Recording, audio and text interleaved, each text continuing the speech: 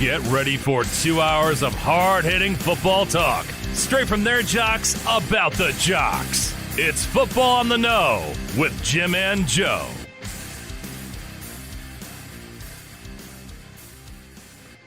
All right, what's going on, everybody? Welcome to another episode of Football on the Know. I am Jim McPhee, and alongside me is Mr. Joe DeCapita. What's going on, Nodos? Welcome back for another edition of Football on the Know Show. Locked and loaded, ready to go. We're ready to go talk some football. Let's go.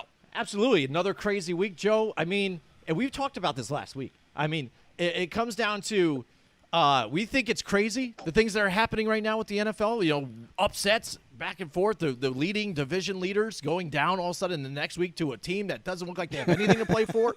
But it could be just leveled down to just parity, like we talked about. You know, everybody was asking for parity for the NFL, and now we have it, and people are like, what the hell is going on? Yeah, and then you just see, like, there's a couple of divisions, especially in the AFC North and West, where all the teams are basically a game apart to win the division. It's one of the craziest divisional races that we're going to see in our time right now. So pretty amazing how this whole season has gone and what's going to happen around the corner. We don't know. Week to week, we get surprises. Let's see what happens for this upcoming week. All right, so for starters, we have Brandon Matthew in the house with us tonight. Shout out to him. What's going on, Brandon? Absolutely. Well, it's a special night for us, Joe, you know, because it is. Yeah, we have a special guest with us tonight. Special guest, That's yeah. right. I met her a month or so ago. That's right. You've known her for a little longer, I'm sure. But tonight we have Buffalo Bills Superfan Jamie Noble. She's also known as Lady Bills. So, Lady Bills, pleasure to have you here on the show. How are you? Good. How are you? Good. Excellent. So, yeah, when we talked a few, like a month or so ago, we were doing our live show at Nonola. You came out to see us. We really appreciate that. But we got to talking, and I didn't realize you were just a Buffalo Bills super fan. And first of all, let's get started about this now. Yeah. Like, when did you first get interested into football? Was it something that your parents were into, your mom, your dad, and? Well, my whole family growing up, we all had different football teams that we liked. Mm-hmm. And I do have to say, I was originally a Giants fan, but I grew out of it. What do you mean you grow out of that? That is hurtful, oh, yeah, sorry, Jamie. no offense. Are you saying I'm still a child and I can't grow out of this? You know this is more, you know, I'm maturing, I think, because of this. The emotional hurt that they give me. I think that's part of growing up. Anyway, sorry. Well, I wasn't a fan of Manning. So, And I don't know what it was. I saw an interview that he did, and he's a great football player. I give him credit. There was something about him I just didn't like. Mm-hmm. So I stopped watching football for a really, really long time. I'm also a hockey fan, so I was watching hockey for quite a number of years. Okay. And then I met my ex-husband, and he was a Bills fan. He's from the Niagara Falls area. Mm-hmm. And so I joke that it's the only thing I got in the divorce was my love for the Bills. Right, absolutely. And it's funny that he can turn you into a Bills fan just like that, you know, and make it happen. But love will do things like that, I guess, right? Sometimes, I guess. Yeah, I guess. And then Eli Manning, I guess, just will make you hate some football, I guess, and not even want to watch it. It's like, I hate this guy. It could be his face, could be whatever. It is this interview, but I'm not going to watch football anymore just because there might be an opportunity. I'm going to see Eli Manning. That is crazy. Well, I didn't watch it. I didn't watch it very much before that. Mm-hmm. But after it was one interview, like after he got put on the team, that I'm like, no. Mm-hmm. So I just didn't watch it for a while. Yeah, absolutely. So when we got to talking, when you brought up that you were a super fan, I was like, oh, that's cool. Yep. You know, you dress up, you go to the games and stuff. And when I think of super fan, that's what I always kind of saw. You know, you've got your fireman over there for the Jets, and, you know, it's a big party. You got season tickets and stuff. But as we spoke further, you know, I realized, and you brought to my attention that there's actually some criteria you need to meet to become a super fan. Why don't you dive into that and tell us some of that? Yeah, there's a lot of people who call themselves super fans, and you don't have to wear a costume to be considered a super fan. The PFUFA is the big organization. It's nationwide. They're a professional football ultimate fan association. That's where they actually draft the super fans that get put in the Football Hall of Fame and the Hall of Fans. Oh, wow. Yeah. So that's like for us as super fans, that's like top tier. Wow. There's a lot of other organizations that are nationwide. There's Elite Superfans. They're another group that deals with it. And then, it's just one of those things where for a superfan, for myself personally, and I can't speak for everybody else, for me, it means a little bit more. It's getting out there, interacting with the fans of both teams, of any teams, and just good sportsmanship and have a great time at the game. I try to make sure I talk to as many people from other teams as they want. And even I've had people sitting behind me cheering for their teams. Cheer as loud as you want. It's okay, because I'm going to cheer for my team just as loud in your house. So it's more about having respect for other people. And for us, what we also do is we do a lot of charity work outside of the football season and during the football season too. All right, we've got Kiara DeCapita's in the house with us tonight. I'm going to give a shout out to her real quick. She says, "Oh, great, now Jordan has hope." What does that mean? Like that he's going to grow up now out of the Giants? Her boyfriend, Jordan, is a Patriots fan. Okay. So he still has hope to become a super fan for the Patriots. Oh, excellent. Wow. Okay. Yeah. And that's the thing, too. And I think that's really interesting about that whole thing. And now, do you go to, like, the Hall of Fame then, too? Like, say one of the super fans that's well known, say, I don't even know if the fireman for the Jets is or not, but I'm sure he might be enshrined. But would you go to the Hall of Fame then to, like, see his induction, or like? So you can go, and you can they have a 4-day event that they do in Canton, Ohio. Okay. That is run by the PFUFA.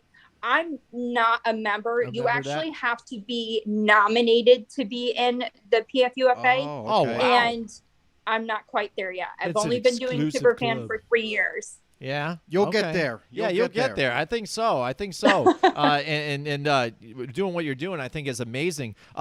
Thank you. Real quick now, too. I just thought of it. I mean, like, how did you come up with the name Lady Bills? Actually. So it originally started, it's a funny story. So Bills Vader helped me get my costume together, because in my life, everyday life, I'm a really quiet, kind of reserved person. I'm happy-go-lucky, but I'm not what you consider a very outgoing person. Like, even doing this is a big deal for me. Yeah. So he suggested me going a little bit outside myself, and it originally was going to be Bill Zena. Because I had the haircut back then. But that kind of morphed a little bit, because I'm not about to wear a short skirt to football games. And then I don't think you can bring a sword or anything either. Yeah, Captain America, or Captain America, stuff like that. And I'm like, well, what works for me? Mm-hmm. And at the time, I lived just outside of Saratoga Springs. And so the horse track racing, Victorian style, that kind of came about. And now it's slowly morphed into what it is now, which is more of a, 1900s votes for women kind of thing. Mm-hmm. So Lady Bills just happened to be a name that he helped me pick out. Absolutely. Well, it's definitely cool. It's definitely amazing, too. And a lot of the bright colors here to go along with the Buffalo Bills. Mike Tackett's in the house with us tonight, too. What's going on, Mike? Everybody joined up with us. So he says, "Everyone, I'm a Packers fan, but I definitely respect the Bills. Bills Mafia and their fan base. Can't wait to see the Buffalo Bills, not Toronto Bills, get a new stadium." Not Toronto Bills. Yes, absolutely. And you can't wait to see them get a new stadium now. Speaking of that, what do you feel about that? Like, how there's always that talk, like they want to move out, and get new ownership or whatever, or move on and move to Toronto. Would that affect your fanship for it? I don't think so. Yeah. Well, I love Toronto. I love Canada. Mm-hmm. And I definitely would make the trip. Mm-hmm. For the new stadium, it makes us current season ticket holders kind of nervous, because they're talking about the PSL, which is the private seat license, that most stadiums have, so that they can get funding from people who go there. And for the Buffalo Bills, and this is my opinion, the reason why we have such a strong fan base that we do is because it's affordable. We can go to it. We can enjoy things that people who, now I'm not rich by any means, definitely not, But I know for me, for a season ticket, it's extremely affordable, and I'll go to as many Bills games as I can because I can afford it. If they add that PSL where you have to, pay $1,000 to, I've heard people pay $10,000 for this license, it makes it a little bit more difficult for people to actually be season ticket holders. And they're talking about reducing the amount of seats in the stadium if it was to stay in Buffalo. Oh, wow. I haven't read much about it. I'll be completely honest. Mm-hmm. But if it stays in Buffalo, I'll go. If they start doing the PSL, I'm going to have to think about it. Mm-hmm. But I'll still go to games. Absolutely. I just won't be a season ticket holder. Mm-hmm. Mm-hmm. Yeah, I know. It's a big thing that's been brought up. And I remember when Cuomo was in office, too, he'd try to say, let's keep them here, let's keep them in New York and stuff. But then he wanted all of us to mainly pay for the whole stadium and try and get that together and things. And even at the time, the team wasn't doing very well. But now what they're doing now and moving forward and getting better year by year, it makes it a little more of an incentive to keep them around and show that, you have something to have here in New York and Buffalo. And let's put it this way. I know Buffalo Bills fans get super amped up and try and say it to the Giants and the Jets fans that this is the only team in New York. Absolutely. 100%. The absolutely. only true New York team. So that if you do move to Toronto, then there's problems, right? Absolutely. Then there's none. Yeah, absolutely. So you brought up charities here, Joe. Yeah, you brought up charities. I got a question about that. So what charity exactly, or is it an event that you're involved with, or some of the superfans that you also know, what they might be involved with that's coming up? So there are a few, actually, there's a bunch of Buffalo-based charities that are out there. There's a Help One Foundation, which is, I believe, through Mark Maddox. He's a former Bills player. There's Bills Fan Thunder, which they use season tickets to bring a bunch of inner city kids to their first NFL football game. They do that every Sunday. That's cool. They're not doing it this Sunday, I believe, because Charlie, the gentleman who runs it, he's having surgery. So prayers and good wishes to Charlie. Yeah. But Mark Maddox is fantastic. He's helped me out. Shout for a Cause is the charity that I started, along with about 95% of the Bills Superfans. Okay. And we're just kind of trying to organize ourselves into a group, and it's strictly Bills Superfans. We're trying to organize into a group so that we can use each of our voices to promote one event at a time or a couple events at a time. Currently, we're involved. We're doing a raffle coming up in December for Ryan Hickman. He's part of Buffalo Autographs. Mm-hmm. He went to Jacksonville for the football game and was leaving with his 5-year-old son and was jumped by Jacksonville Jaguar fans. Yeah, so he's got some hospital bills that he has to deal with. So we're going to be doing a raffle for him, and all proceeds are going to go to him. I have signed Reed jerseys, Washington. I have football cards. I have flags like the one behind me. Nice. Mm-hmm. And gift cards, all bunch of stuff that's going to be raffled off, and everything will go to him. That's awesome. Now, with that charity, if somebody wanted to donate something to raffle off or something, where do they go to possibly do something like that? Or could they do so that? They can get a hold of me on Facebook. Okay. You can go through Lady Bills. I have a Facebook page. I also have Shout for a Cause Inc., which is the name of our charity. That has a Facebook page. Also, you can message me through there. I've had people sending me stuff. I said earlier, it's like Christmas at my house. I have things every single day arriving. I have mugs. Let's see. Mm-hmm. I have a Bills mug that we're going to be auctioning off. There's just a whole bunch of stuff that just keeps arriving. But one of the bigger projects that Shout for a Cause is trying to do is a Buffalo Superfan coloring book. That has been in progress for a couple of months. I finally heard back from the Bills organization on some edits, so that's currently being worked on. We're hoping to release it for Christmas, but it's going to be a great project, and that's going to the Oshie Children's Cancer Ward, which is now the Patricia Allen ward at the hospital out in Buffalo. So that's our big one that's coming up. And then we'll have we have koozies coming out, of course, because our fans like our beer. Yeah. And and those are going to be going to either there's a Buffalo Mission out there or a local food pantry, so that we can start getting the word out there and getting people stuff that they need when they need it. That's awesome. That is a lot of great work. And I remembered when I spoke to you a month or so ago there, Nanola, you were bringing up the coloring book, and I got to check out some of it, and that was amazing. I can't wait till it comes out because, unfortunately, like you said, maybe I haven't grown up yet. I love the color still, so I would get one. And even though I'm not a Bills fan, I would still get it because I think it would be amazing and fun to do, especially with my children. It's been a great progress. It's been a long process because I've been trying to get a hold of the Bills organization, right? And they're busy. Yeah, I get it. I get it. And then I sent them the proofs, and they said, okay, you need to remove a couple things because I can't in print. I can't use Bills. Okay. Well, the main issue is what's my character name? Lady Bills. Yeah. So I can't put my name in the coloring book. So we're trying to figure that out and how we're going to do it.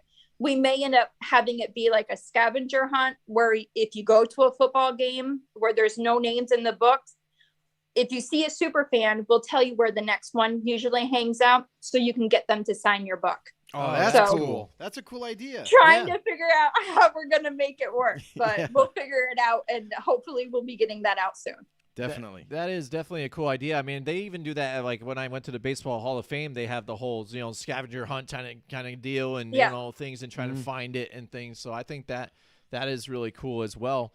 And now when you were talking about auctioning off the Bills things, now when is this auction going to be held off, or is it constantly going, or do you have a store or an auction place you go to? Is it on eBay or? So this is going to be on Facebook. We're trying to stick mainly onto Facebook. We're going to have you'll do a donation to be determined where we're going to do that through. But we're looking at Monday Night Football against the Patriots when we're gonna be pulling numbers. We're gonna start that hopefully this week. It's kind of hard with the holidays coming up and everyone's going every which way. I'll be in Buffalo this weekend for the Colts game. So we're going to iron out all of the details this weekend and then hopefully get something posted on Monday. Tickets will only be about $10 or so.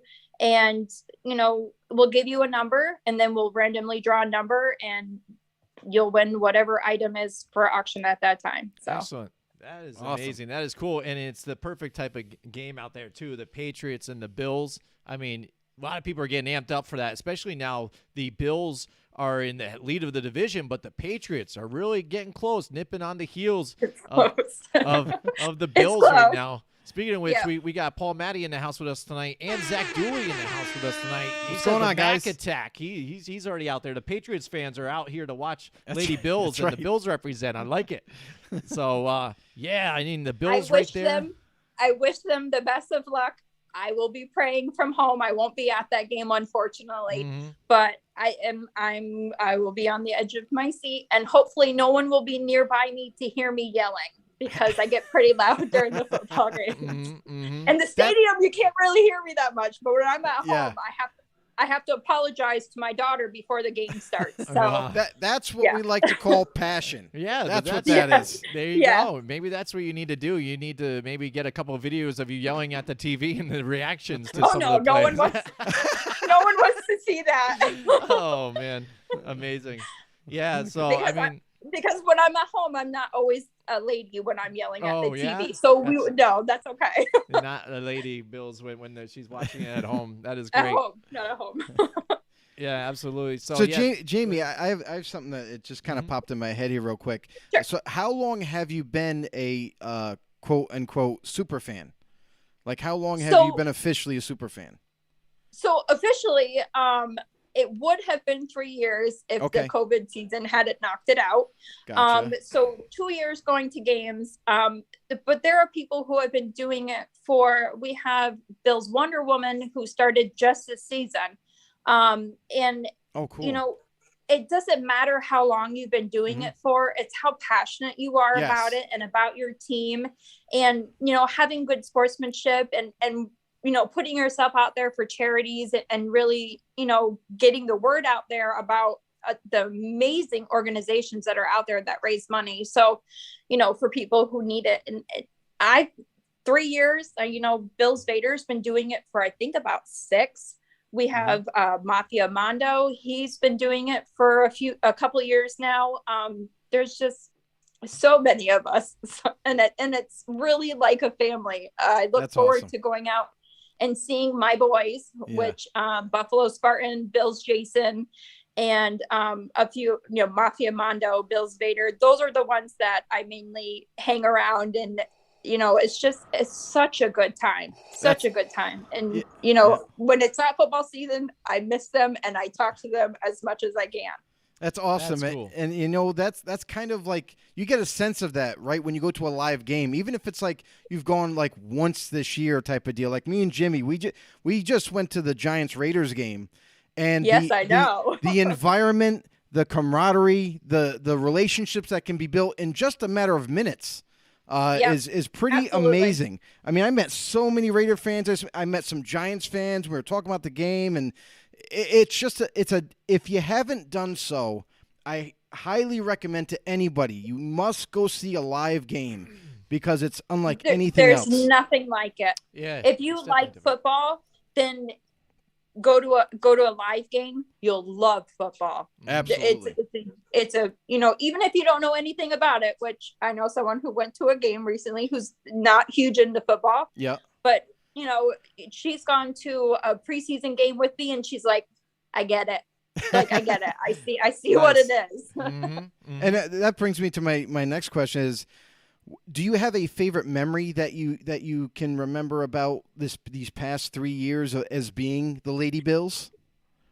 I think my first and my best memory, which I talk about it all the time, was actually my first season doing, you know, being Lady Bills. I am part of a group on Facebook called Bills Mafia Babes. It's women Bills fans only. Yeah. They're a fantastic group. They do amazing things. So if you're a female football fan and you're a Bills fan, go check out Bills Mafia Babes. They're awesome. I had posted a picture in the group that I was going to the game, and I went to the game and I'm walking around with Bills Vader. This was only my second game that I had been to as Lady Bills. And I was really, really nervous. So I kind of stuck to him like glue. Right.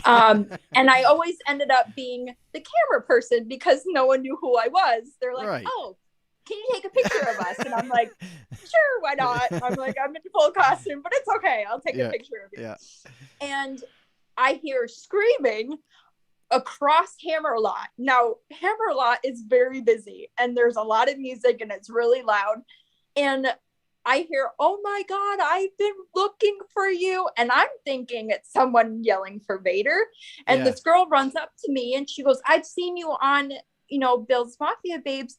Here, take my picture. And she hands her phone to Bill's Vader. I'm like, you know, like it's one of those things where, like I said, you know, my real life, I'm not really very outgoing, but, and at the games, I'm still a little quiet, but, you know, I'm not an over, like, you know, you see, like Fred Billstone and his friend, Buffalo Barney, who are always in the end zone. They're on TV all the time. Bill's Vader is on TV all the time. Mafia Mondo, I was in my seat last home game and he got on TV. So, you know, I'm not really one to like push myself in there and, you know, be on TV. I'm okay with not being on TV. Right. But, you know, to kind of get validated, I guess. Validated, right. That someone knew who I was. It was exciting. Yeah, I loved it. Yeah, and then the exciting fact that they were excited and, you know, wanted to get their picture taken with you. I mean, that had to be a cool experience to where you first, for a moment there, you get that rock star feeling. I think, it's like, wow, cool. Yes and no. So I'm always nervous. Like I've had CBS come up to me and ask me to do an intro, and I'm like, I'd rather not. But thank you. Because you always. What's their reaction to that? They're like, oh. Most people would be like, yeah, I'm gonna be on TV. Let's do it. No, it's okay. I have a great friend. You want to meet Bills Vader? He'll be on TV. He's boring. All he does is go. No, go ahead. So funny story about Bills Vader. He does have this speaker, but it's actually his voice. Oh wow. He sounds like Vader, and it's like even when he's not wearing the mask and he's talking to you, and I know who he is in real life. He literally sounds like him. It's the greatest. He was thing. meant for it, meant to play the role. It was meant for it, made for it. Yep. Absolutely, that is amazing stuff. Yeah, and. We are talking to Lady Bills. Jamie Noble here. She's a local from around our area in upstate New York. Yep. Super Bills fan, super fan. A lot of charities going on, like we said. And you guys can go check out her Facebook page there and group, Lady Bills. Now let's just look at the Bills quick, kind of moving forward. They had a couple rough spots this year, but still looking like Josh Allen is, becoming that franchise quarterback that you guys wanted him to be. And we said that now the Patriots are kind of nipping on their heels a little bit. Now, moving forward in the second half of the season, where do you see them performing now with this division? And do you think how far do you think these guys can take it? Well, we all have our hopes for the Super Bowl. Right. It's a long time tradition that the Bills every year we're going to Super Bowl. I always have hope. I mean, I'm never going to give up that we'll make it there. Mm-hmm. I feel like they are doing really well. We've had some rough spots. Vacation lasted a little bit too long for some of them. But we'll see. This weekend's going to be a tough game. I give a lot of credit to the Colts. They have their moments, and both teams have their strengths and weaknesses, and we'll see what happens. See who's healthy, really. Yeah, absolutely. That's what it's been throughout the season for a lot of teams. For sure. And I think the main focus this week, stop the run, and then just if you do that, you see when you can pressure Carson Wentz, he just makes mistakes all over the place. So that looks good for your defense. Their number one ranked defense there for Buffalo Bills. Tremaine Edmonds, he's my man. I love him. I literally cried when I found out that he was out. And now that he's back, I'm so excited. So excited. Yeah, I was going to ask about that. If you were excited that he was going to be coming back to the team here. Oh, yes. Excellent. When I'm not at a game, I wear his jersey at home, except for this last weekend because he wasn't playing. So I had to cheer for someone else. So I had my Diggs jersey on. But during the crucial catch game, probably a few weeks ago now, I wore my Edmonds jersey to the football game because it was pouring. There was no way I was going to wear my costume. And I screamed my head off the entire game because he just did amazing. Absolutely. I just love watching him. Excellent. We are talking to Lady Bills, and I guess I have one more question for you. I think it's one of those questions we always have to ask Bills fans. Have you ever been put through a table? Oh, no. Have you put somebody through a table? No. What is the craziest thing you've done maybe during tailgating? I don't do crazy stuff. You don't do no crazy things. No. Bills fans, they do it all the time. You eat weird stuff like. Some Bills fans, some do. So, not all of them. All right, so how about share something that you've seen? In Hammerlot, where I am, it's actually kind of rare to see someone jump through a table. Mm-hmm. But you'll see someone doing bowling ball shots, eating meatballs out of a bedpan. You've got the filing cabinet pizza. Yeah. The bedpan is cleared by Erie County Department of Health. I'm just letting you know. Okay. I've seen the videos of where it's gone through an industrial dishwasher. It's clean. Okay. I've eaten them. I haven't died. It's all right. Excellent. You've got, Ken Pinto Ron. I always call him Ken. Pinto Ron. He's there with his vehicle. You know, they're always making food and everything, and everyone cooks. It's just, I don't do anything crazy. I've seen other people jump through tables, but only once. I think the wildest thing that I have to say, the wildest thing that I saw at a Bills game, I was waiting in my car to get into the lot so I could park, and someone, for some reason, decided to light a bonfire underneath one of those tents, the little pop-up tents. Yeah. So that caught on fire. And then as soon as I parked, I got ready, and then I started walking to Hammerlot, and at 9:00 in the morning, there is a gentleman puking chicken wing dip in the parking lot.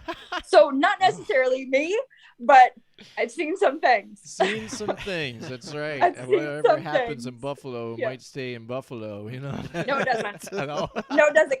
Someone's got a video of it. It's not staying in Buffalo. Right. I'm sure there's a video out there somewhere of the tent catching on fire. So. Oh, man. There's a video for everything over in Buffalo. Yeah, we have to watch that, definitely. So, bowling ball, though, you said shots out of a bowling ball? Is that what that is now?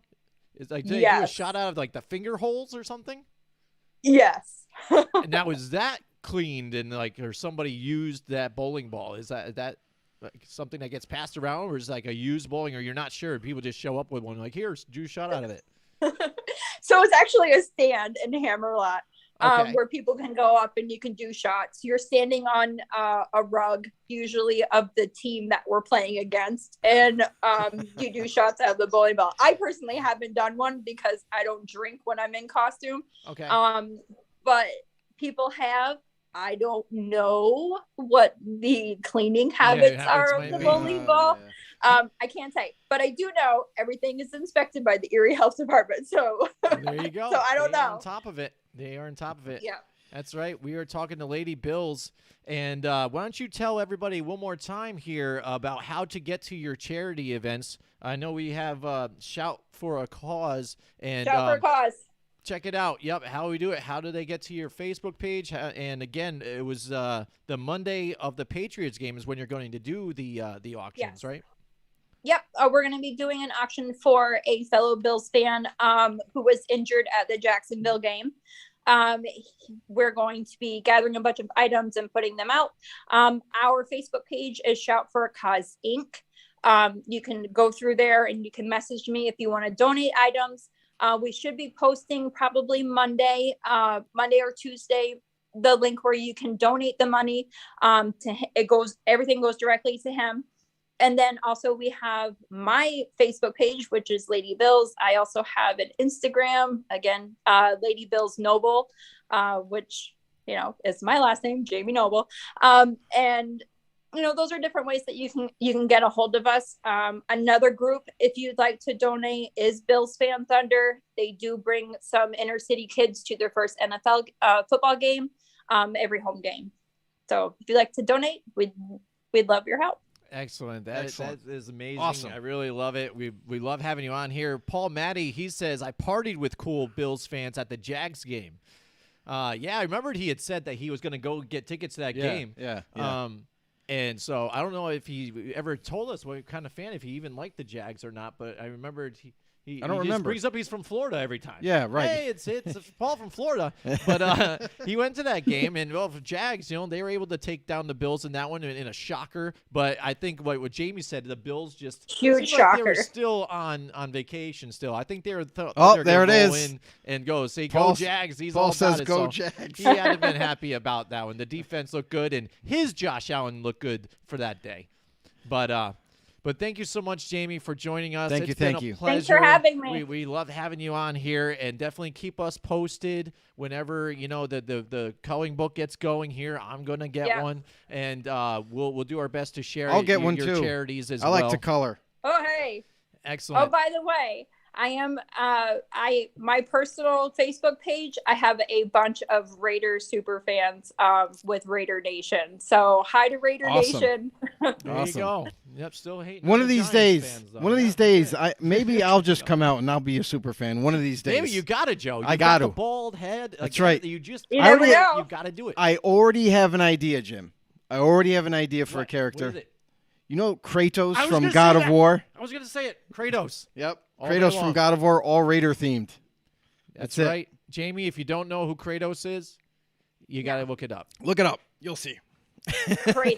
Kratos. Yeah, I think it starts with a K. Okay. Kratos. Yes, that's how the spelling goes. It's from the video game God of War. God of War. He Oh. is a god killer. Yes. That's right. It is amazing. But Joe, I could see it. Totally doing it. Looks exactly like him without Yeah, the but face. Jamie, thank you so much for coming on the show. We truly appreciate Thanks for it. having me. It's been awesome. It's been a lot of fun. And for all you know-it-alls out there, if you have anything that you want to donate to Jamie to help with all the causes and all the great charities that she's involved with and other super fans, hit her up on Lady Bills on her Facebook group. And is there any other, real quick, is there anywhere else they can go to donate? So, with the coloring book that we're going to do, we're using the donations from that to help the teacher's desk and to do poncho packs. Pancho Villa is in our book. Okay. We're very humbled and honored to have him in there. And so to build poncho packs. So the teacher's desk, if you want to donate directly to them, please, by all means, do so. Very cool. There's also the Help One Foundation with Mark Maddox. You can donate through them, or go directly to Oshie Children's Cancer Hospital, and you can donate through them. We love helping out kids, and it's one of the greatest things that we can ever do as adults is to help bring up the future superfans. Excellent. All right, Jamie, thank you so much, and we'll talk to you soon. Thanks, guys. No problem. Bye. Bye. All right, that's right. Lady Bills, Jamie Noble with us, man. That was cool. That's I have a smile on my face now, Joe. I'm like super excited. Got to talk about the Bills, talk about charities. I mean, it was amazing stuff. Definitely. It was awesome. I had a great time, and we learned a lot. I mean, listen, we might call our fans know-it-alls and everything, and we're know-it-alls and all that, but there's a lot of stuff, we need help learning and that we don't know a lot about. So, and that happened to be one of them, learning how Lady Bills became a super fan, what's entailed in being a super fan, and simply, that just to let everyone know, hey, you too can be a super fan. It's not limited to any one person. So, for anybody out there that was interested in it, we learned a little bit about it. Maybe you can, find out who else is, involved in that super fandom of your respected team and just become a super fan. It's amazing. And the really cool thing about Lady Bills and any other super fan from any other team is that the charity work that they do is simply amazing. The amount of funds that they generate and are able to donate to people that are in need is just amazing. It's awesome stuff. Yeah, absolutely. And you want to talk about just even the charities, the amazing people. I want to tell you about my friends at Mohawk Honda. That's right, Joe. They are amazing people, too. They are people that go out of their way to please you out there. That's right, Joe. They're still doing the KBB ICO. That's right. It's the instant cash offer. So you go down there. If you want to try a new ride, you just want some cash for that car and want to move on, maybe into something else, go down to Mohawk Honda. They are Freeman's Bridge Road right there in Scotia Glenville. Huge acres and acres of inventory out there, pre-owned, pre-loved cars. They got new ones out there, too. Just go in there. They'll give you a cash offer right there, whatever you want. You can take the cash or trade it in right there and get something else for you. That's right. They'll do everything they can to take care of you. They got hot sauce down there. They got the VIP man. They got Greg Johnson there, the manager. Go talk to them. Tell them you talked to Football on the Know. You saw them say, hey, we heard about you guys. We heard that you love to take care of us. I'm here to be taken care of. By the way, your establishment is beautiful. Oh, cookies? Yes, please. Thank you. I'll have some of that, too. Coffee? Yes. It's amazing. Freshly brewed. That's right, Mohawk Honda, where they go out of their way to please you. And Joe, Paul Matty, he says out here, he saw a lot of Bill Zuba pants at the game. Yeah, it's that's not a even thing. there. Do you see that this is coming back, Joe? The Zuba pants? I've seen them. They're out there. At the Giants game. Yeah. We saw them all over the Zuba pants. Even I saw there's somebody even at work that wore a Zuba hat, like the hats. I'm like, where are you getting these? Are they all of a sudden marketing now? Are these things, or because he was They've been stored in the closet. That's what I think, though, because I think some of them have been worn like forever because the hat that the guy wore seemed like it was from 1990 or something. Lady Bills just commented into the chat room. She goes, "We love Zubas." Yeah, there you go. See, exactly, and that's the funny thing because I'm seeing it more and more all over. So Lady Bills also says she has Zuba sunglasses. boom. Yo, she has the There you go. sunglasses. They sell them Oh, okay. at TR. At Target. Target. Oh, see, so That's where leave they're it to all- Target or Walmart to bring you back all that stuff, the nostalgic stuff, right? That's you it. know, That's where That's it's amazing. It's like that's where I can go get my starter stuff and my Skechers and then my Zubaz. Amazing stuff. That's right. But yeah, like I said, it seemed like the guy was worn it. It was like from that age, so maybe they're just holding on to it. But it's good that Target is though too, because they have a lot of the cool stuff like that too. We've got our Wu-Tang shirts and stuff. Oh, from yeah, places buddy. like that. Oh, So yeah. we love some Wu-Tang and able to Represent get that Wu-Tang. stuff out there. So shout out to Target for that. But yeah, the Bills Nation. That's right, Bills Mafia. This last week. And don't forget Champion. That's right. Yeah, or Russell. We're going to keep going on. It was a Wranglers. Yeah, where's Brett Favre and the Hey, Wranglers? anybody got the starter jacket Yeah. still? All right, enough promoting Target. I think they do it right on their own. But yeah, the Bills. There you go. What a statement game they just had last week did. here against the Buffalo or against the New York Jets, huh? You know, For they sure. fall to the Jags. Seemed like they were lethargic, not ready to perform against that team, and then come back and they just pound on the Jets. And it's funny too because Mike White, right? I think you should have just kept your mouth shut, buddy. You know, I mean, it's good that you played great in a game, and then maybe a first quarter of a game. But when you start talking, and it's great to be, proud of yourself or whatever, confident. But when you go out and you say that you should have been the first overall pick in the draft, and then I the don't know next about that. game you end up throwing, 4 interceptions, I think it was, or something, and he got sacked like 3 or 4 times. I mean, it was bad. It was bad. Right, and it was going to be bad because when you're playing one of the best defenses in football, I mean, let's be honest. You were on a team that is still trying to rebuild. You can't go around talking smack to these other high caliber teams and expect that you're just going to overcome them. Mm-hmm. And speaking of which, I've got my milk carton missing player of the week, Joe. That's right. Who is it, Jimmy? Who is it? You know who it is. We just brought the guy up. Here he is. Mike White? It's Mike White. Mike White's announced. There he is. This guy. Chump. What happened, There you Mike? go. Sorry, Mike White. And a lot of times I hate to give it to like the Jets or a team that's really bad or whatever. But because, again, offensive line didn't help you very much either. But when you open your mouth like that and say, oh, I expect to be this and I'm this and see what you guys are missing, it's open mouth, insert foot. There you go. Paul Waddy says White is a jabroni. I think he meant I love it. A Wait, he's a jabroni. jabroni. Yeah, jabroni. I love it. Lady Bill's laughing. Yeah, absolutely. So Mike White, Good times. You're a chump on that. And Joe, let's quick talk about the Raiders and the Chiefs game. How about that? Quick, Chiefs. Do you think they're back in it here? No. You fixed a couple things? No. That's what everybody has to say now. No. Here come the Chiefs. Watch out. They've straightened it out in 1 week. they just straightened like it that, out in Joe. one game. That's amazing. That doesn't happen. Listen, they're the same Chiefs. Listen, they stomped the Raiders. Mm-hmm. They absolutely stomped the Raiders. They embarrassed the Raiders on Sunday Night Football for sure. But for everyone to come out and say, oh, well, they got their mojo back. They are right back on the train. They are leading the division. Listen, the division is only a game apart from anybody else. I mean, they haven't done anything yet. Listen, Raiders were a familiar foe. They got the best of them. They already know how to play against their defense.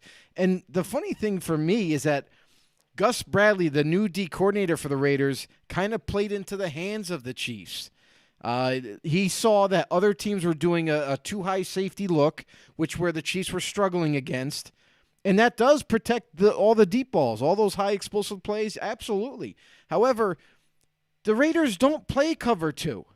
So you were playing a scheme that you normally don't play, and that just worked out better for the Chiefs. Just stick with what works. Your defense has gotten better by playing single high safety and just attacking the football. Mm-hmm. That's what they should have stayed with. I don't know why they deviated from that, but for me, I don't think the Chiefs are back yet. I think we have to wait a little bit longer and see in the next couple of weeks to see really where the Chiefs stand. They listen, the Chiefs has had the Raiders, number for a long time now. And I don't put too much into that win. I just don't. So let's wait and see what happens going forward when they have to play some of these other teams in the future, and let's see where they end up. Because let's be honest, before the last 2 games, or I think would they win 3 in a row? Yeah, I think they won 3 in a row. Before those games, they were struggling mightily, and then they played a couple of teams that they should win, and they did. So let's just see what happens going forward. Mm-hmm. We have Michael Guerrero in the house with us tonight. What's going on, Michael Guerrero? Oh, yeah. Great show, guys. Raiders, 38, He's calling it. 17. He's calling it right now. I'll tell you right now. I don't know. I don't have a whole lot of confidence right now in the Raiders, and it's not because they lost, they got blown out by the Chiefs. That doesn't faze me one bit. That's one game against the Chiefs. I really don't care. However, what kind of concerns me is that the Raiders have been tripping on their own feet because they don't have a speedy guy in the offense anymore, and that's kind of capping their overall. Mm-hmm. They've always had that like when Ruggs was there, everybody had to account for him going deep, so that kept defenses honest. They couldn't just all come up close to the line of scrimmage and say we're going to stop the run, we're going to stop anything short, and that's the end of it. And that's what teams are doing right now to them. So until maybe they get Deshaun Jackson rolling a little bit, and have him on the field full time, they're going to continue to struggle offensively. And obviously, that goes hand in hand with your defense. If they're on the field too long, like they were against Kansas City, they're going to get tired and they're going to struggle. Right, and then they were able just to go and put their ears back and just go after Derek Carr to try and force turnovers. But I just hope Jackson one that had to have been terrible. I just hope that Deshaun Jackson will be up to speed by the Cincinnati game because they need him at least just to be out there. Mm-hmm. Even if he's not going to run a deep route, the threat has to be there. Yeah, absolutely. And but yeah, like we were saying before about doing the way their defense was, again, they just were covering that deep, but they didn't take care of anything underneath there. They just gave them everything. That's because they were playing that cover 2. Yep. They don't play cover 2. Mm-hmm. So when they were playing deep, they're playing deep cover 2. As soon as the ball snapped, they're 5 yards away from the line of scrimmage. Right. When the ball snapped, they drop back 10 yards. And it's like adjusted. You're leaving everything underneath, and that just made it simple for Mahomes to just dump it off. And the one thing that the Kansas City Chiefs did do and start to be successful with that they haven't been doing is they were trying to run the ball actually for once in this game. Well, of course you're going to be successful when there's nobody there. Mm-hmm. I mean, it's not rocket science. Yeah, so, it's tough. Hopefully you guys can turn the page. But, again, I think the same way, too. In a division that everybody had 5 wins, so somebody had to come up on top of it, one of them. And again, the crazy game and a half game behind. But here's the crazy thing about this division in the AFC North. Next week, it all could change, and then someone else will be leading. So if the Chiefs lose and the Chargers win, or the Chiefs lose and the Chargers and then the Raiders win, the Raiders are back on top. So let's wait and see what happens. Absolutely. And you want to talk about a winning team, I'm going to tell you about my friends now at Colorize, too. I love me some Colorize, Joe. I'm a paint professional, and I go to Colorize to get my paint. They have 3 stores locally. One's in Clifton Park, then Niskayuna, and Queensbury. Yes, they are, your certified Benjamin Moore dealer out there, but they focus on other stuff too as well. They have, being an independent dealer, they also have access to almost every type of paint out there and finish related to projects you want to do from the home to a professional like me. They serve everyone out there. The do-it-yourselfer, if you need something, skip Lowe's, skip the whole eyeball thing when they're going in there. You got some kid that works part-time over there trying to mix a paint for you. He just looks over a thing, whatever. Here you go. Here, dab it. Yeah, that looks close. Take it. If you don't like it, send it back. We can't give you a refund or whatever, You don't want to go to that. Go to Colorize. They have 3 different stores. If you can't go to either one of those, then you got problems. But Colorize, check them out. They know what they're doing. They'll talk to you like a human being, and they'll explain to you about certain colors and how they react and how they look in your rooms and stuff like that. Talk to them. They know what they're talking about. They got the right paint, the right color, and the right advice from your local professionals who care. MyColorize.com, Joe. All right, so not a whole lot has been going on in the NFL lately. Not this week. So, this besides even the weeks, do you have any games you want to bring up from last week? Before we get to the games real quick, I just want to say thanks everybody for the support. Thanks all you know-it-alls for tuning in weekly. every single Wednesday. A lot of our OGs are still here. Paul is becoming an OG because he's always tuning in every Wednesday. Also with Mike Tackett and a few others. Might have to bring the show MVP back. That we might have to. But it's been an amazing ride so far. We are not done yet. We continue to strive to move forward. A lot of big things on the horizon for us. And just want to say thanks for tuning in. And if you're new to the show, go ahead and hop over to Facebook or YouTube. Search us up, Football on the Know Show. For YouTube, hit the subscribe button, hit the notification bell to let you guys know when we go live. Also on Facebook, become a member, become a know-it-all. You can also follow us on Twitter, @FB_know. Will be much appreciated. Make sure you share, you like, you tell your friends, your family members about us that love football. Bring them in. We're a big, giant football community here and are looking to grow and become even bigger than the NFL themselves. That's the goal. But anyway, also, if you're on podcasts, if you're just listening in, make sure you give us a follow on any podcasting outlet that there is out there. And we really appreciate all the support. Thank you guys so much. And now we can talk some more football about last week. Let's talk about what about the 49ers? All I have to say is what just happened? Because if you picked the 49ers to win, which I know there's no way you did, unless you're one of the 49er fans that just every single week pick them. Well, put it this way. We had that's amazing. Bob Money on the house from YouTube. He was in the house with us last week, and he was talking about if Kyle Shanahan or the 49ers fail this season, is he out the door? And now look at the way they performed this week. Is he thinking the same thing? I mean, you saw the way they were able to just roll on the Rams and just get that running game going like they do. It doesn't matter who's back there. I mean, and just get it, open up opportunities for Jimmy G to get it to George Kittle. But that's, I think, maybe a deciding factor. George Kittle comes back. He brings that fire. He brings that swagger. He's almost like how I think Ray Lewis brought the Ravens, just the attitude of the Ravens on his shoulders, and that's who the Ravens were. He was their guy that just spoke among the team, and they followed him like their leader. Maybe their type of player that George Kittle is, like, he's a WWE fan. I think he takes all that with him when he goes and plays on the field and is like carries it all together. Like he is their superstar and he is their WWE superstar. He's definitely a big fan of the wrestling federation, and he's also a very passionate entertainment. He's also a passionate football player. However, I don't see him as like the Ray Lewis type. I don't see him as that guy that kind of brings the team closer or anything like that. He's more of a very passionate guy in the football field. He'll get people kind of amped up with his play and with it, with his attitude on the football field. But really, more than anything for the Niners is just establishing that run game. That was going to be a concern coming into this week against the Rams because not only has it been like stunted, but also they've been missing Mike McGlinchey at right tackle, and even despite his loss, they managed to rack up crazy yards on the ground.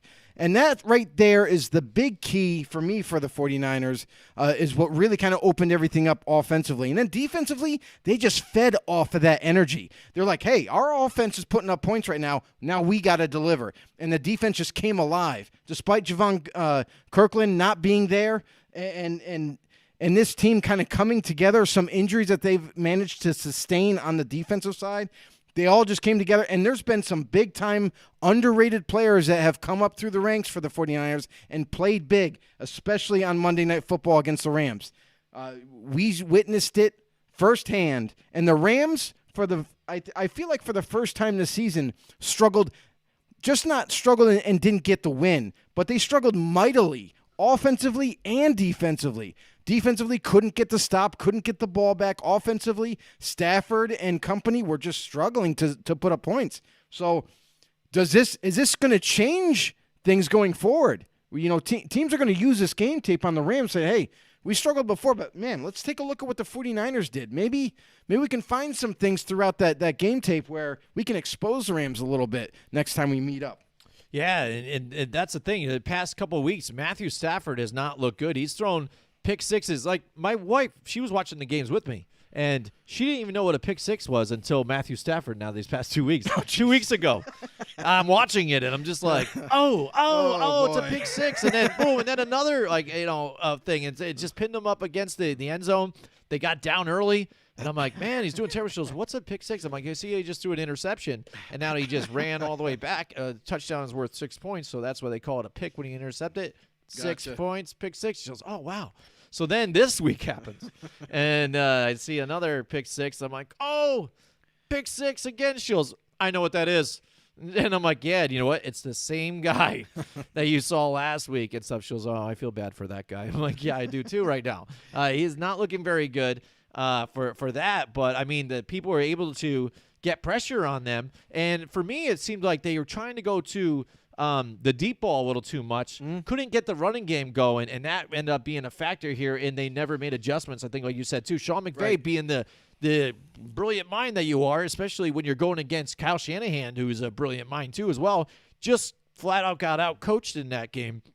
And I think they tried to feed Odell a little bit too much, too, whenever he was out there. You try and get him on deep routes. And I think I've told you, but I told other people when we have conversations about Odell, I really think they should just line Odell up in the slot for the Rams. I think he'd be a better option there because I think for his yards after catch and his ability afterwards, he can get it going better instead of just being a deep threat.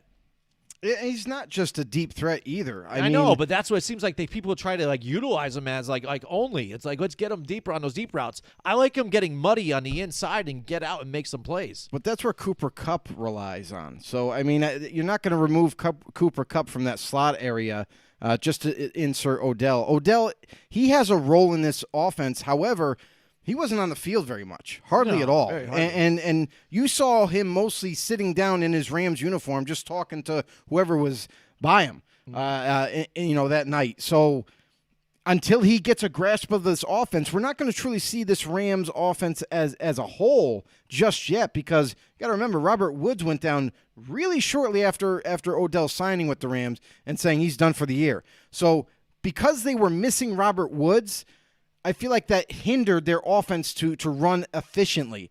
And because Odell wasn't up to speed, they couldn't insert him in Robert Woods' role to keep it going. So they were trying to, Sean McVay was trying to figure out something on the fly to get it to work without having that other piece, but just couldn't get it done. And maybe they'll figure it out by next week, this coming Sunday. Maybe they won't. Maybe it's going to take a couple weeks. Because there's an adjustment period right now with this offense.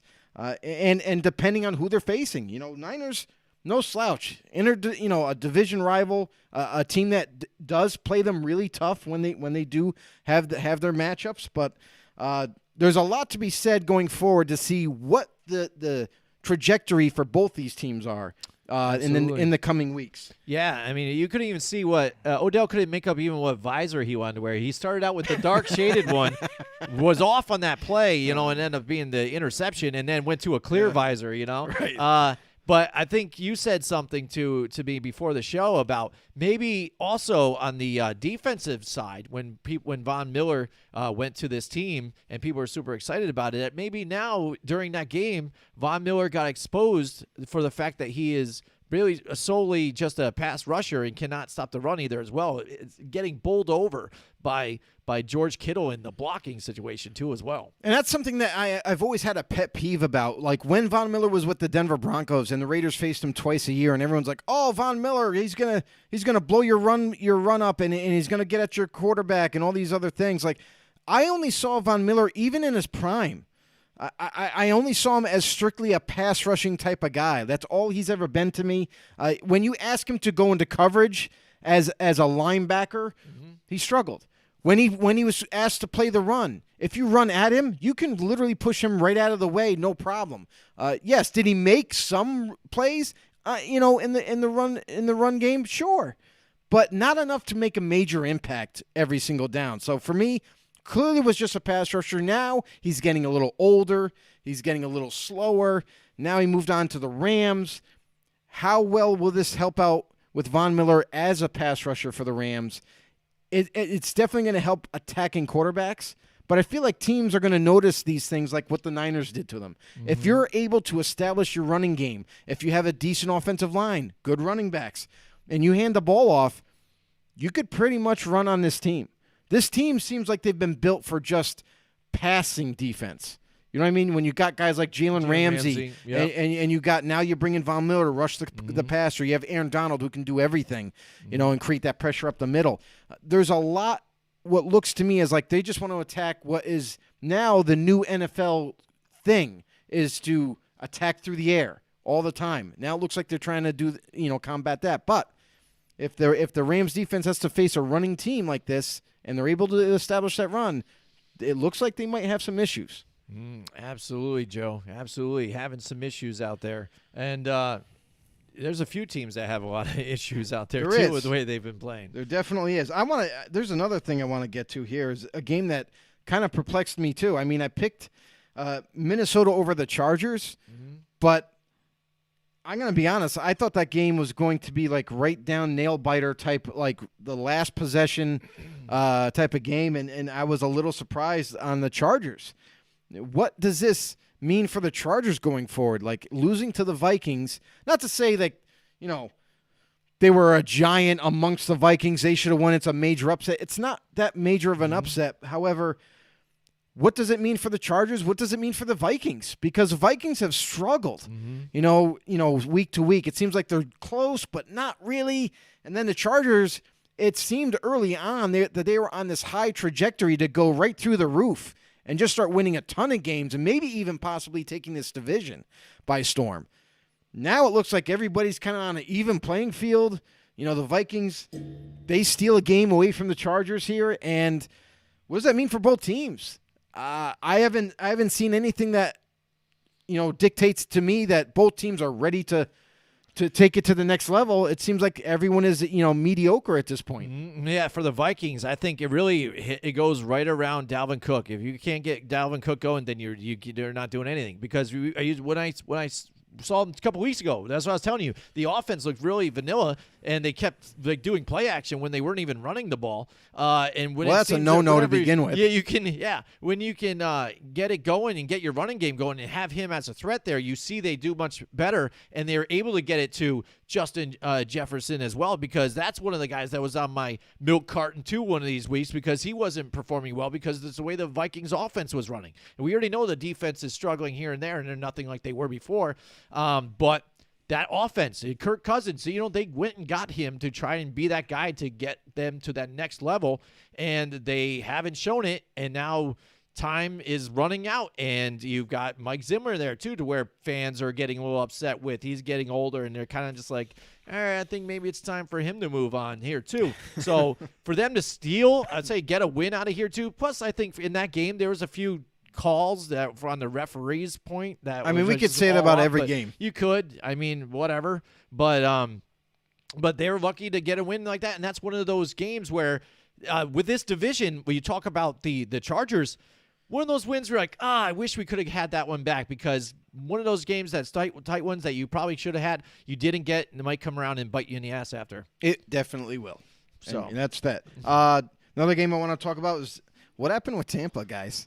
Yeah. Does anybody know what the deal is with the Tampa Bay Buccaneers and Washington? After of all teams, a lethargic, vacation too as well. I mean, it's Washington. Yeah. They've been the biggest disappointment in the NFL thus far this season, and somehow, some way, Washington steals a game away from Tampa Bay and gets a win against Tom Brady and the Tampa Bay Buccaneers. Yep. I don't know.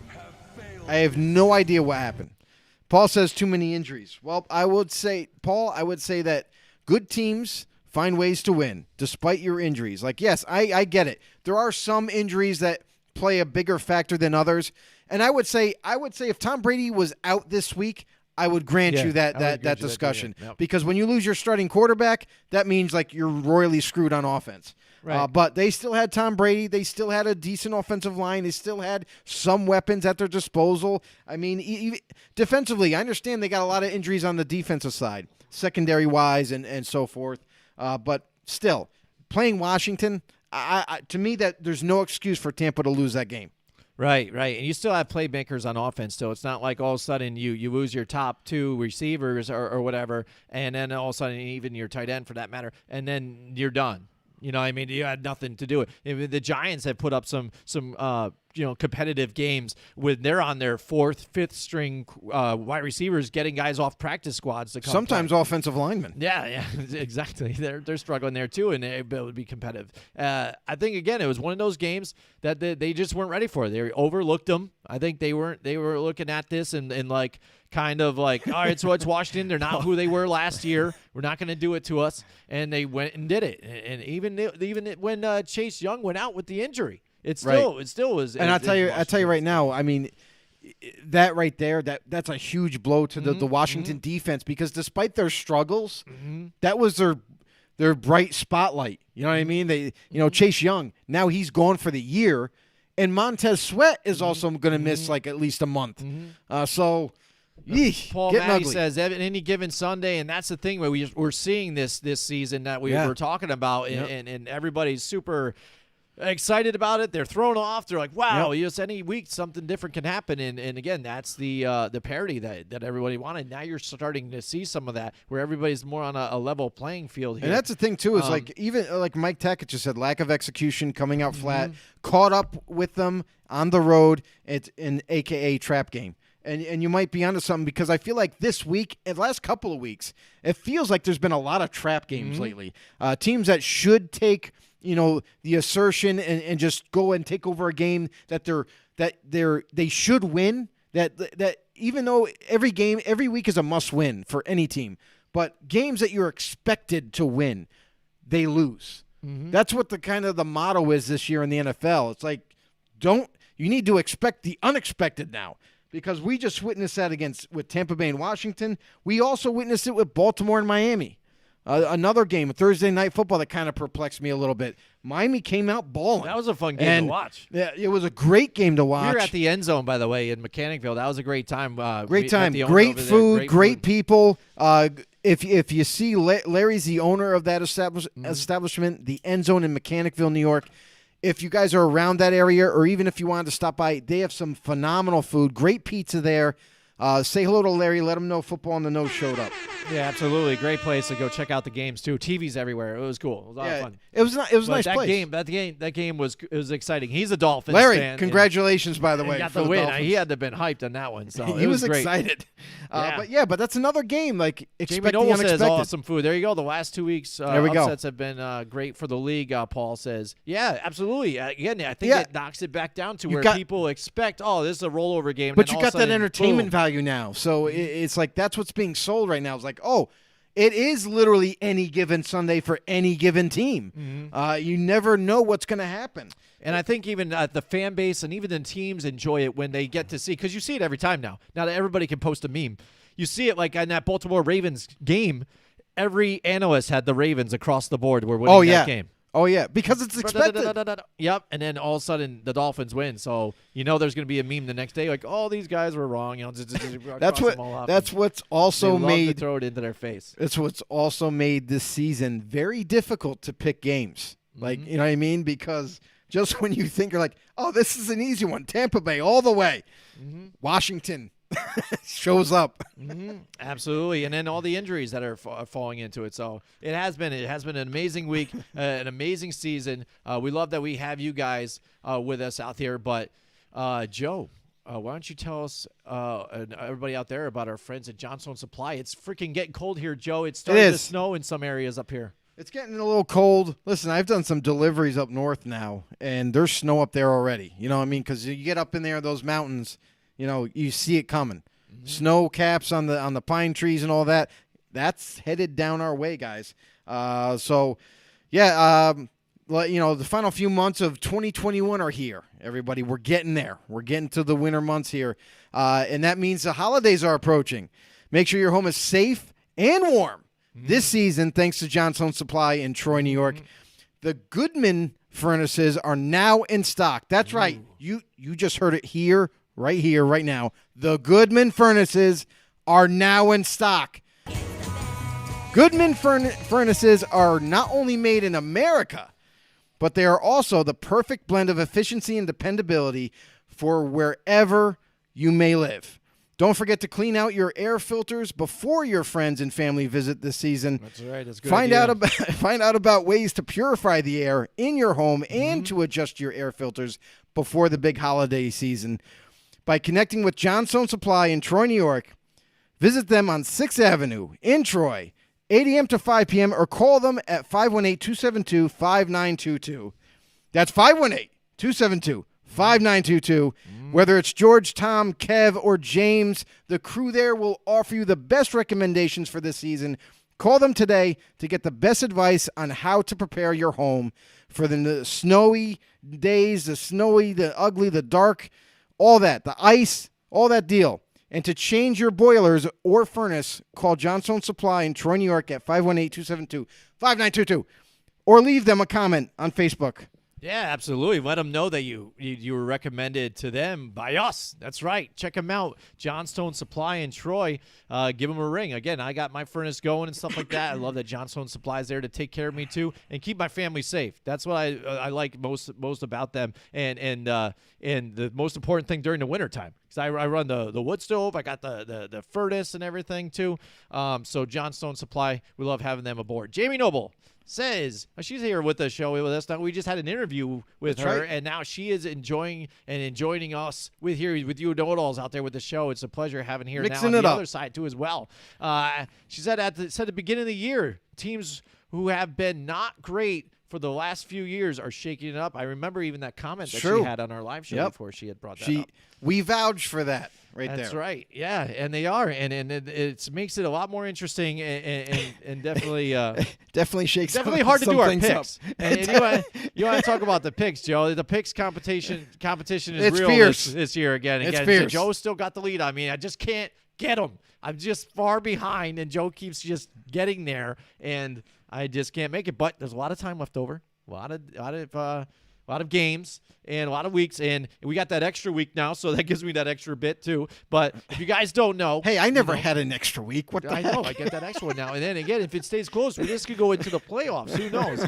But if you guys haven't yet, we do a picks competition amongst ourselves now. This is a football-shaped glass here or a container. Loser who does not win the picks competition has to drink alcohol out of this thing for our last show or show before that of this season. It's a lot of fun.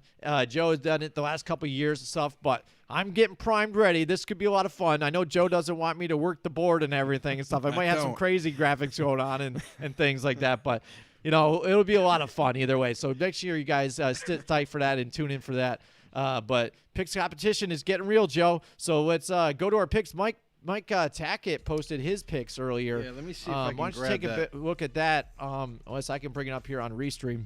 I got it right here. All right, so let's go one by one instead of reading them all off here. Yes, so the New England Patriots at the Atlanta Falcons. I thought I didn't pick the Falcons last week, but for some reason I thought about it a little too long. And I still went with the Cowboys, even though I can't stand the Cowboys. But the Atlanta Falcons just never showed up to that one either. I know they had injuries, though, too, and things like that. But, man, just nothing. Because I mean, here's the thing, too, is a couple of things that kind of played into that factor for the Atlanta offense is Cordell Patterson, who's been a sneaky kind of like up-and-coming player. Like, we all know him from, he's been around to a bunch of different teams. He hasn't really caught on any offense. Teams are struggling to find, plays and what works best for him to get him on the field and keep him on the field. But it seems like Atlanta has figured it out. They figured the equation out, whatever it is. And when he's on the field, that's when this offense kind of takes off. Mm-hmm. And it hasn't been guys like Calvin Ridley. Even though he hasn't been there, it's been Patterson who's been really catapulting this offense, and they figured out a way. However, he ended up leaving the game early that game. He's going to be missing some time, and I feel like that Atlanta offense kind of got derailed after that point. Going up against the Cowboys, which are in a type of game where it was not only kind of like a must-win for them to kind of get back on track, but it was a statement game. They're like, hey, listen, we're not going to be pushed around. Last week we got pushed around and got beat up. This week, it's not happening. We're not going to let Atlanta beat us. And they made a statement and just took over the game. I mean, it was like offensive points galore. Atlanta's defense couldn't do anything to stop them, and they just didn't have any answers. Absolutely. And when I talk about making statements, the Patriots, I think, have been doing that lately, too, to where a lot of people still have had questions about Mac Jones. They're like, oh, they're a dink and dunk offense. They don't ever throw it deep. Yeah, let's see it when they go and gets a tough defense and what they're going to do, blah, blah, blah. But you know what? Bill Belichick has got that defense. We talked about the Buffalo Bills and their number 1 ranked defense. The Patriots are right there, too, in points against, too, and ranked at number 2. So right there with them. And then yardage number 6. So they still got that Bill Belichick defense going on. Plus, they have a lot of their veteran players back that they didn't have last season. And Mac Jones, week by week, is getting better, and it's getting scarier for some people because they are making statements every week, too, and putting the points up on people. And I feel sorry for the Atlanta Falcons here. They're going to be able to play in that beautiful stadium that I like there in Atlanta. But I feel bad there because the New England Patriots, they're going to be timed up, ready to take advantage of these guys again, like with the injuries that they had. I like the New England Patriots in this one. I like the Patriots, but I don't think it's going to be a blowout.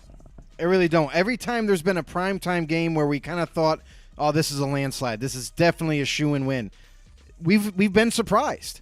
And just like last week, Baltimore, Miami. I kind of figured Baltimore was going to trounce Miami, but it ended up being the other direction and Miami overcoming Baltimore. So for primetime games, there's just a special type of atmosphere for these teams that just kind of, I don't know what it is. It's like something in the air. These teams that aren't expected to win, they end up not just being tough. They're tough to beat, in primetime. So I got the Patriots against Atlanta, and I'll say this. We kind of called it with Mac Jones, everybody.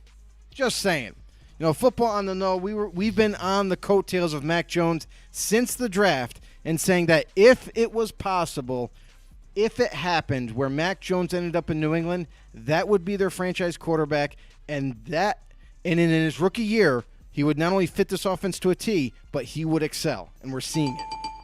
Yeah, we got a few every now and then. So there we go. Now next we've got the Indianapolis Colts at the Buffalo Bills. Here the Buffalo Bills at home against the Colts. Colts are one of those teams there that are up and down with me too. I'm not sure how Carson Wentz is going to be able to play. Like we know Jonathan Taylor, like we said, are there and they're able to play tough and get that running game going. But I think if they are not able to run because that Bills defense, you saw what they just did this last week. They woke up. That's what happened. They woke up this week. And the thing is, too, like I wanted to bring this up maybe with Jamie, but yeah. But one thing maybe some people don't notice so much about the Bills, too, is they are ranked, I think, first or second. I think first in turnovers, too, as well.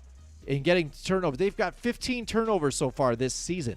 I mean, they are balling out on defense, and that only helps that scary offense already as well. So that will help them out here, too. So this is a bloodthirsty defense. If they can plug up that run a little bit and pressure Carson Wentz, he's bound to make mistakes against this defense.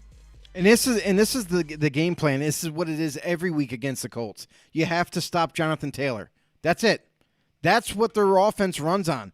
If Jonathan Taylor gets slowed up or even just stopped, then that's the end of the Colts offense. Carson Wentz, when you put all that pressure on his shoulders to try to make something happen, he gets into it, he makes poor decisions. He gets turnovers that way, and then it puts the Colts team on their heels. So Buffalo Bills at home, very tough place to play. Buffalo Bills all the way. All right. Bills. Paul says Bills. What is Mike Tackett's got the Patriots in the first one, and he's got the Bills in the second one. He's got the Bills in the second one. I've got the Bills too. But I mean, this is gonna be a tough game for the Colts to show up and kind of listen. We all know that the Colts are kind of still in that divisional race. It's a long way to go because the Tennessee Titans are 8-2, so they can't afford to lose. But I'm sorry, Colts. I think this is another loss for you. Jamie Noble says we get angry. Yeah, that's right. Very emotional, she says. So there you go. And that's the Buffalo Bills defense. So let's look at the Baltimore Ravens and the Chicago Bears here, Joe. Chicago trying to figure out what they're doing. Justin Fields, I think, getting more comfortable every week, trying to get it going for them. Matt Nagy trying to save his job. And the Baltimore Ravens, they're another team, too, as well. I talked about this last week. And I and this is where I'm fooled now again because you saw how they played against the the Dolphins, and I said maybe like a team like the Ravens, they've shown me that they've been in some tight games, but it's the teams that are able to play those tight games and pull out and fight and get through it and make those wins. I think that's the type of team that's going to go further into the playoffs and make it to the Super Bowl possibly. And this team, again, has another tight game against like a team, like you said, a lot of people didn't pick to even win that game. No. And they didn't get enough to get it done, actually, either as well. So now I'm on the fence again with these guys. The Baltimore Ravens, this is kind of their bounce-back game for me. Yeah, they struggled against Miami. But that's a divisional opponent. Those things happen in those divisional games. Just when you think it's like a landslide one way, it's going to go the opposite. Especially being in primetime games, you never know what to expect with those. Baltimore, Lamar Jackson, they've already done it a couple times this season where they've had to fight back and win it in the end, and they've come out on top. This just wasn't one of them. They just couldn't get back into the game and couldn't find a way to get that W. Chicago Bears are kind of in flux a little bit. They got Justin Fields. He's still learning week to week, but he looks like he's progressing. He looks like he's getting it now. And they get back another big weapon for them in the run game is David Montgomery is now healthy once again. That's definitely a big relief for Chicago. And their defense, I've kind of been disappointed in their defense this year. I thought it was going to be somewhat close to where they were before when they made their playoff run, where that defense kind of controlled games and would allow their offense ample opportunities to put points on the board. I'm not seeing that this year at all. I don't know if it's age. I don't know what it is. But there's something up in Chicago. It's not looking good. I got Baltimore going into Chicago and getting a win. All right, there we go. He's got Baltimore. Paul Matty's in the house. He's got Baltimore. Who does Mike have? He's got Ravens. Baltimore. He's got the Ravens too as well. I'm going to go with the Ravens here as well too. Even though Chicago, I think, even does step up a bit when they play at home, they get a little more amped. But I still, like you said, I see Baltimore bouncing back from this one. Now the Detroit Lions and the Cleveland Browns. Joe, it was funny about this one here. When last week we both had the Steelers. But then, Big Ben comes up with he's going to be out with COVID. So Joe's like, let's switch it up here to the Lions. I'm sure they're going to be able to do something against here. And neither team could win that game. How about that? It ends up it's a tie. And a tie. It's an official tie. So that game is a wash. So nobody gets the win. The Lions could not just get a win even in a game that did not have Big Ben. But it's not a loss, though. So they did not lose. It's not a loss. So that's a positive. So my thing is for that stat, though, it's not a loss, but it's not a win either. So at the end of the year, let's just say, for example, they go winless, right? But they have that one tie. Does that one tie make them better than the 0-16 Cleveland Browns? Just because they have that tie? They didn't have technically a loss? Yeah, I think so. This clarification I need. Yeah, I think so too. Because you're there, you got a tie. It's not a full loss. But right. I think now too, like everybody's saying, we should get rid of ties. I know even they said about Najee Harris, didn't even know ties existed. Blah blah. Which I've heard about football players not even watching football and know some of the rules. Yeah. But I think maybe now, if you want to keep the ties, then maybe we go to a point system, much like the hockey, like how hockey does. And if you get a tie, that's still an amount of points. You get a certain amount of points for a win, and the standings are judged by points and not just wins losses. No, I don't like that. No, I don't like the point system. That's for hockey. That's not for football. If you want to get rid of the ties, then have a kicker kickoff. Right? Let's just do that. Yeah, let's almost like the face-off. Let's make it interesting, almost like a shootout for hockey.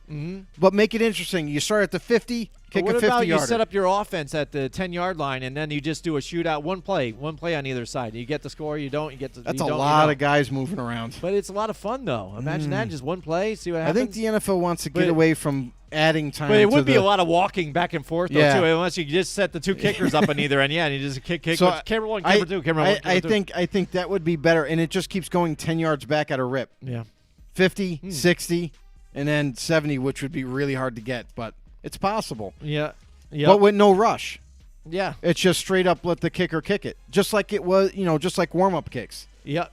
What does Mike Tackett here say here? He says, you play to win the game. Oh, there you go. There it is.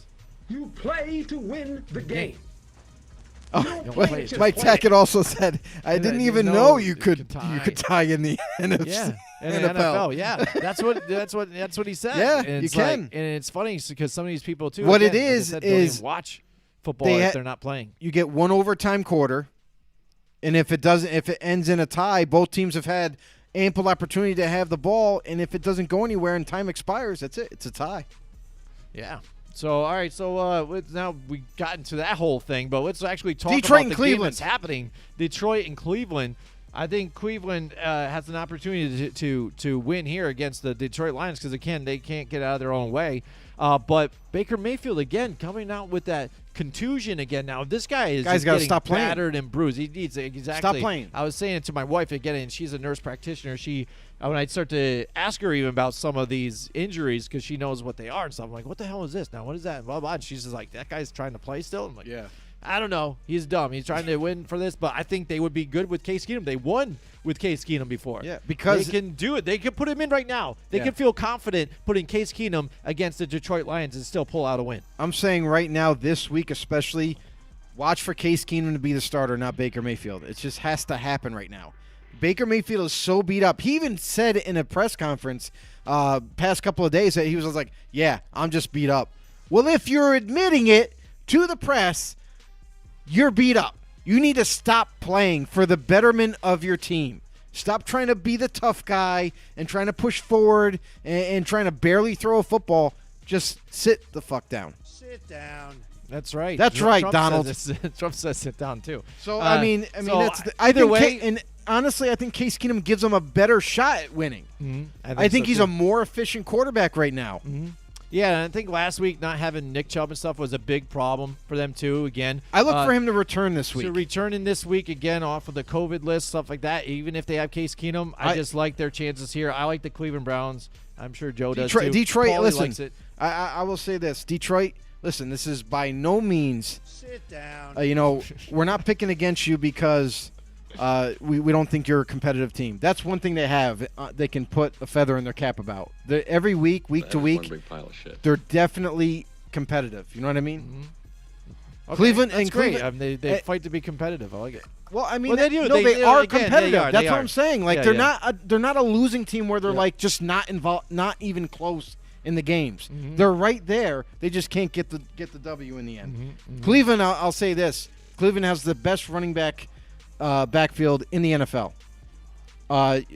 Dearness Johnson as your third string running back, who could start for anybody else looking for a running back. Houston, maybe one of your 14 running backs that you signed in free agency. This guy should have been the guy you should have traded for. When Kareem Hunt gets back and they get this full-fledged arsenal going in the backfield, they're tough to stop. Absolutely. So you got the Cleveland Browns too, I'm sure, as well, right? Yes, sir. All right, now talk about Houston. Mike Here they are Tackett also going picks against the Browns. Tennessee. Oh, yeah. All right, how many points are the Lions getting? I didn't look at it. They're getting Do you know how much? 27 and a half. Are they? Because they're going to need it. Is that true, or is No. that just false? Bro, I just made that up. Oh, okay. I don't know. Maybe one of you think guys that's can. honest? I'm sorry, but maybe you guys- 27? Mike Tackett should be on that. He's good on all that stuff. Me, I'm trying to run a board here in graphics, and I don't do lines. and I can't do all that stuff while I'm trying to do it. So one of our know-it-alls, let us know it out Maybe there. some So people do let us lines know in what the line bathroom. is. And again, I like when Joe and I do picks, we do straight up and stuff like that. I know a lot of people when we talk about spreads and all that stuff, they get into that. I'm not a big gambler. I don't really do all that. I know there's people that are. They ask me for advice on some of them, and I help them out sometimes and stuff. But yeah, I don't usually follow the lines too, especially. Houston, Tennessee. All right, Tennessee Titans. They've been playing really well, and they've been able to do it on in the passing game and just playing a good overall and defensively too as well without Derrick Henry. And that's the one thing this team really needed to do. It really needed to show that they can win without their best player out there and still be able to produce and win some of these games that they should be winning.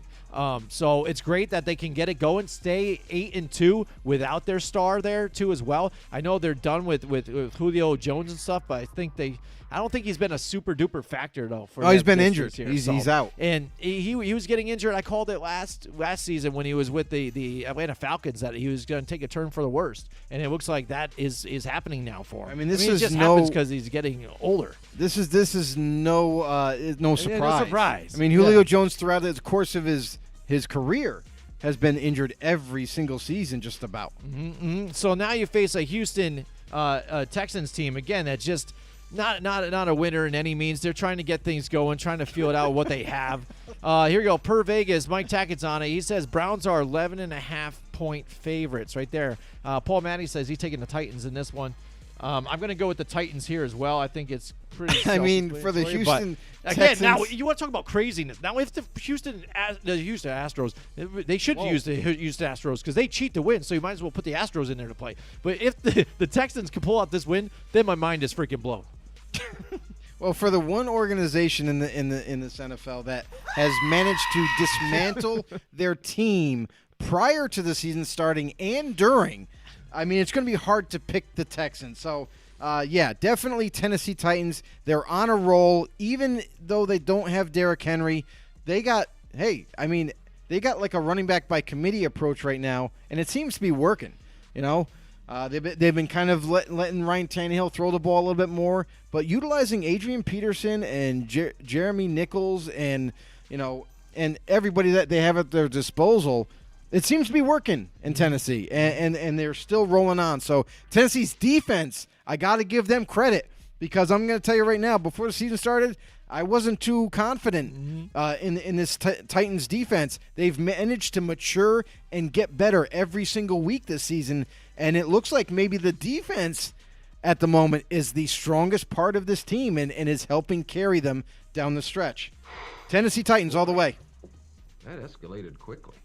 Yeah, they did. Because we saw them play the Jets, and then the Jets got their first win against them. So we were like, wow, this defense really is that bad. And real quick, Mike, step up and then get that pass rush going. Mike Tackett has also picked the Titans. He's taking the Titans well. Remember the Titans, and now on that spread, you know what? They do that tricky like that. They do that 11.5 out there because they want you to say they can win by 13. Well, maybe I'll go with this one. For 11.5, I think that's I would too much. take Detroit. Take Detroit. I would take Detroit because they're getting 11.5. 10. And I would take Detroit because I feel like they're going to be they should be within 10, I feel like, by the end of the game. Right. So exactly. So I would actually go against the spread on that one. I would take Detroit in that one. Not fooling me, Vegas. Yeah, absolutely. So next up, we've got the Green Bay Packers and the Minnesota Vikings here. Rivalry game. These guys play tough, Aaron Jones still banged up and stuff. I don't know if he's going to be able to be go to he won't play. Be there. No, he's going to miss 1 to 2 weeks. Guys that are banged up, did not practice this week. David Bakhtiari didn't practice this week either. No, he's still out. Whitney Merciless is done for a few weeks. There's been a lot of injuries on the Packers side, but I feel like they're going to still be able to sustain what they got going for them. Their defense is playing way better. Their offense, they got Aaron Rodgers back. That's a huge, position for them at the quarterback position for them. He runs that team. Like, there's no doubt about it. Without Rodgers, we've seen it. It gets pretty ugly. So Packers coming to town in Minnesota. Division rivals. This is where the Green Bay Packers, in my mind, kind of stretch that lead by a game. They're going to go into Minnesota, and I feel like they're going to win. They got Aaron frickin' Rodgers. Come on. The way the Green Bay's been playing, the Vikings have been up and down throughout the season. I feel like this is going to be – listen, they surprised us last week, and they beat the Chargers. This week, I think they come back down to earth, and Green Bay takes the win. Yeah, even though they're at home, again, like you said, I think Green Bay and Aaron Rodgers, they just got more firepower, so surprisingly, because we know what they have offensively for the Vikings. Like you see Adam Thielen, see Justin Jefferson, things like that, Dalvin Cook. But for some reason, again, it just seems like they don't really get it going. I think Dalvin Cook will still get his yards and get some of that, but – I just see Aaron freaking Rodgers here again. If he can make that play, driving the team down, even if it's a close game, he's going to get you those points and get you that win. Definitely. So and listen, they're not going to have Aaron Jones for a week or two. However, they have another running back by A.J. Dillon, who's a powerhouse type of running back. The guy is going to deliver some punishment to the Vikings. So, yeah, that's going to be fun to watch. That should be a good game. Interdivision should be a good game to watch. But Green Bay definitely comes up top. Mike Tackett, He goes got the pack. He's got the pack. I'm He's sure. got Yeah, the he's got pack, the I'm Packers. sure. There you go. All He's right, the next guy. up, Joe, we've got the Miami Dolphins and the New York Jets. This is the game of the week, everybody. Is it? No, I'm joking. But You know who's starting for the Jets, right? Yeah, our man, Joe Flacco. That's right. Flacco, my God, he's knocked out again.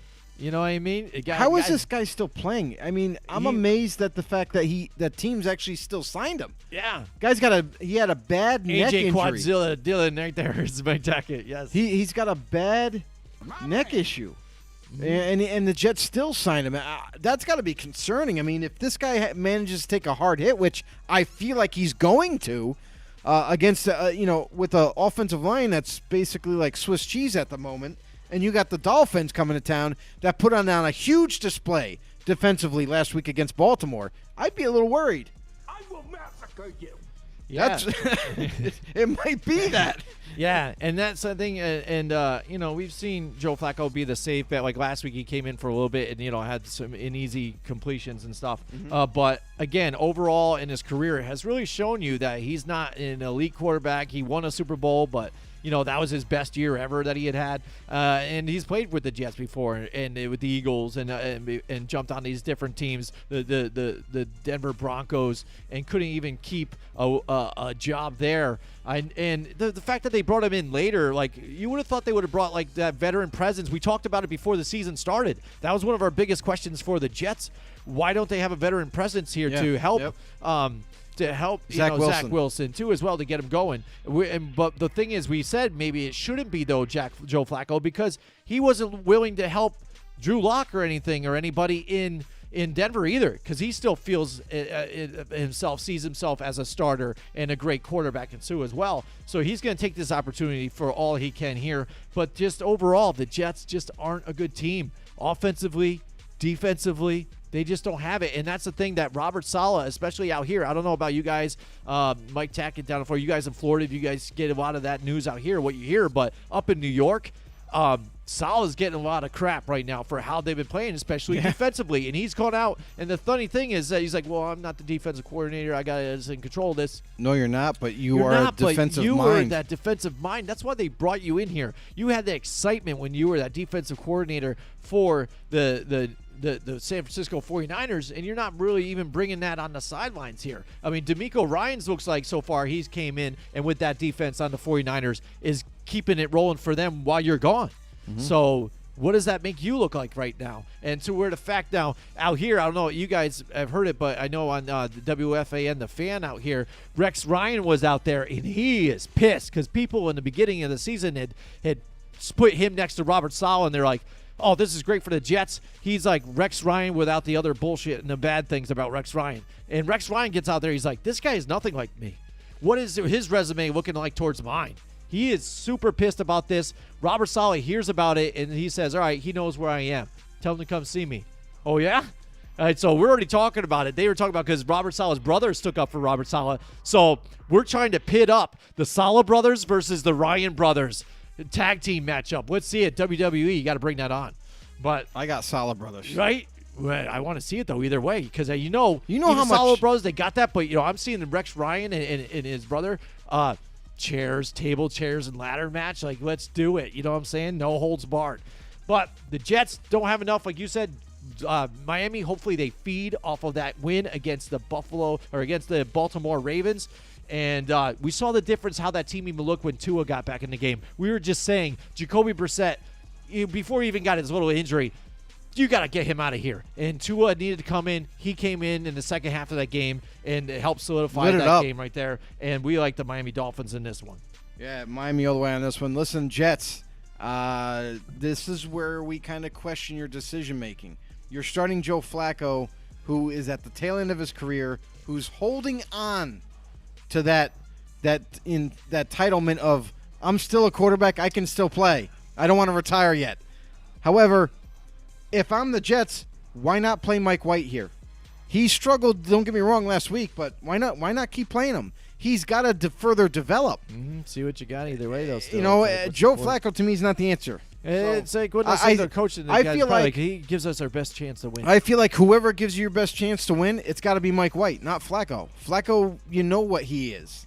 He's the third string emergency quarterback, and that's not right yet. So all right, here we go. Next up, Joe, New Orleans Saints and the Philadelphia Eagles. What do you got in this one? I honestly, I don't like what the Saints are doing lately. They don't have Alvin Kamara this week. Looks like they're going to struggle without him. Their offense isn't really that impressive. They really don't have any wide receiver options that are proven. They don't have if they don't have Alvin Kamara. However, they do have Mark Ingram that they managed to get in a trade before the trade deadline, who's going to be the starter. Don't get me wrong. He's definitely a tough, hard-nosed type of running back who will get them yards. However, he doesn't give them that explosion. So for me, they're traveling to Philly. It's a little colder now in Philly. I don't know how New Orleans is going to, how's that going to sit well with them.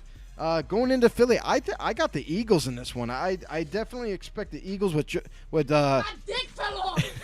what? It's so cold, your dick might fall. Jalen Hurts at quarterback with his kind of creativity. That's what Simeon's going to say, right? Jalen Hurts with his creativity, and the Eagles with their young receivers kind of coming on. The last couple of weeks, I like the Eagles in this one. And, it's sad to say for me, too. Paul Matty says, he goes, the Eagles pulled it off. I forgot Mike Tackett here. He says, who fell off faster, Joe Flacco or Bortles? Super Bowl aside, what's Unibrow done?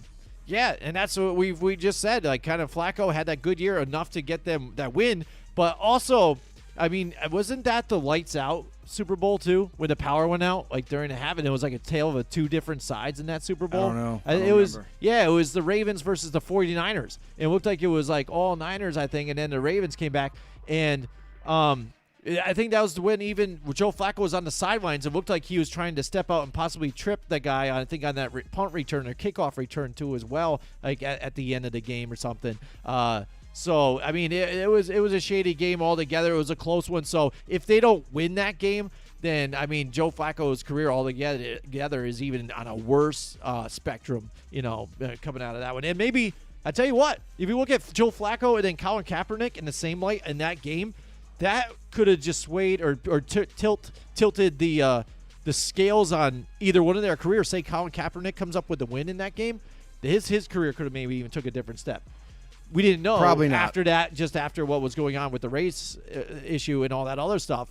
But who knows? I mean, at least from some aspect. Just so everybody knows, the Vegas line for this game, the you Saints got it ready and the right now. Eagles is only 1.5. Yeah. That's how close they're expecting this game to be. So it could go literally either way. Right, yeah, and then unfortunately, like I said, I'm going to pick the Eagles in this one, even though I don't want to because I hate the Eagles. But right now, they're playing pretty well, and basically the New Orleans Saints aren't. They're too injured. I don't think their quarterback can get it done. It's just not enough. So I like the Eagles here at home. All right, Washington football team pulls out a stunning win last week. Now they get to go face the Carolina Panthers, who end up getting a win last week with Cam Newton. Newton comes back and says, I'm back. Oh, man, here you go.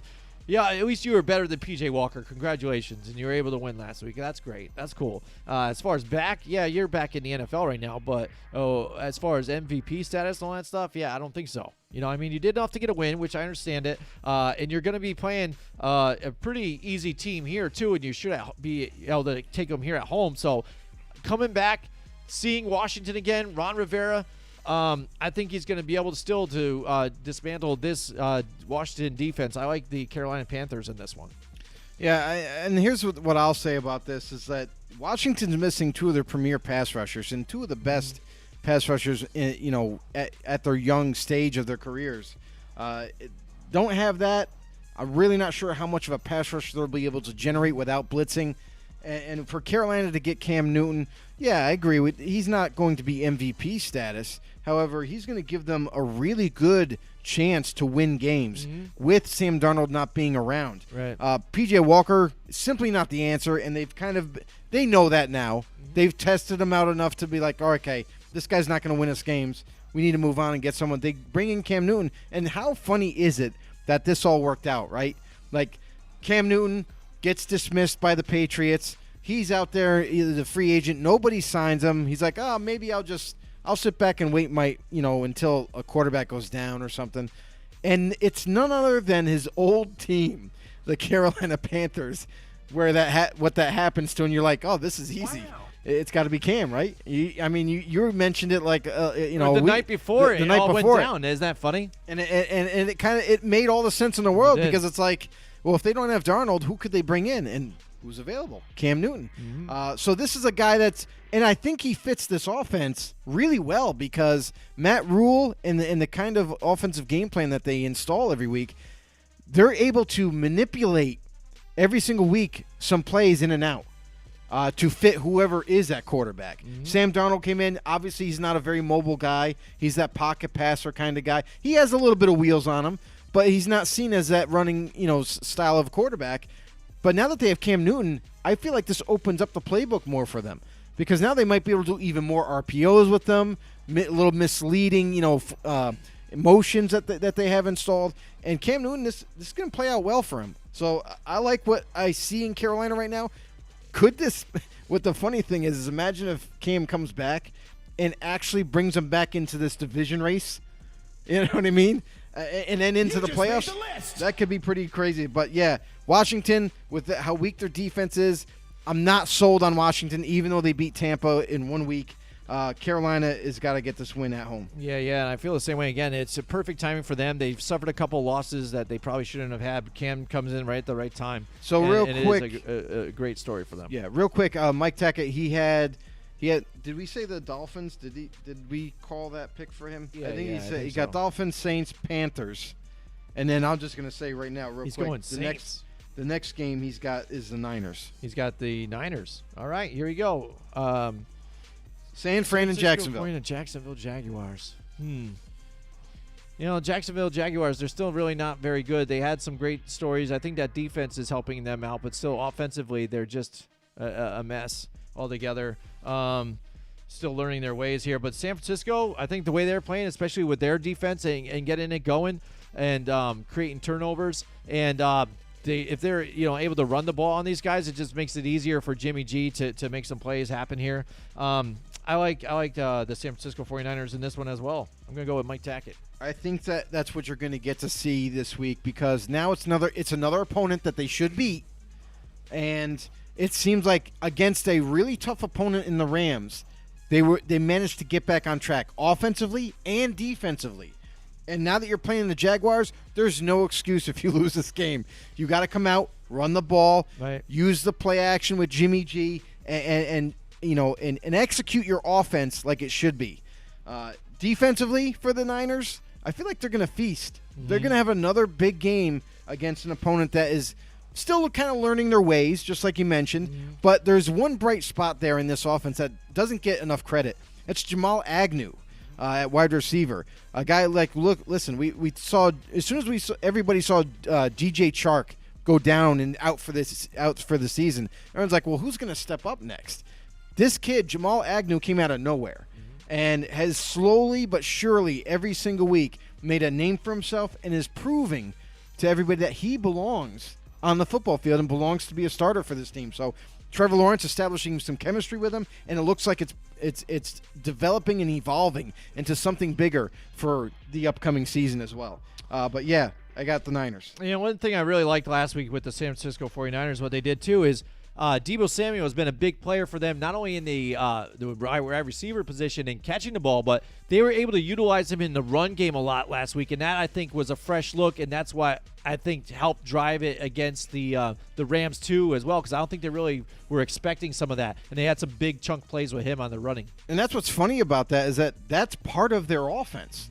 Last year they did that a lot with Deebo, so I'm surprised that the Rams were kind of taken back by those plays when that's been in the Rolodex of playbook, in their plays, that, and why they were surprised. It doesn't make sense to me why the Rams weren't prepared. Mm-hmm. To me, it feels like their defense, for one, wasn't prepared to play the Niners offense, which is kind of funny, right? They play each other twice a year. So, but yeah, I mean, let's see what they can do going forward. Like, they should win this game. There should be no excuse to lose this one. Mm-hmm, absolutely. I just want to take real quick to let you guys know about our friends here at Paul Perry Kitchens, too, as well. One of the sponsors. You see the sponsor reel going down to everybody in the corner. We love all of our sponsors out there. But Paul Perry Kitchens, they just joined on a few weeks ago. And They got everything. They've got 2 buildings right there on Freeman's Ridge Road. One handles all your kitchen cabinets and bathroom needs, whatever you want. Design a kitchen. Designers will go in there and take care of you. Talk to Paul himself. He's out there. You got Rebecca in there too as well. You can talk to her, get stuff going. You want to redo the bathroom, the kitchen of your dreams.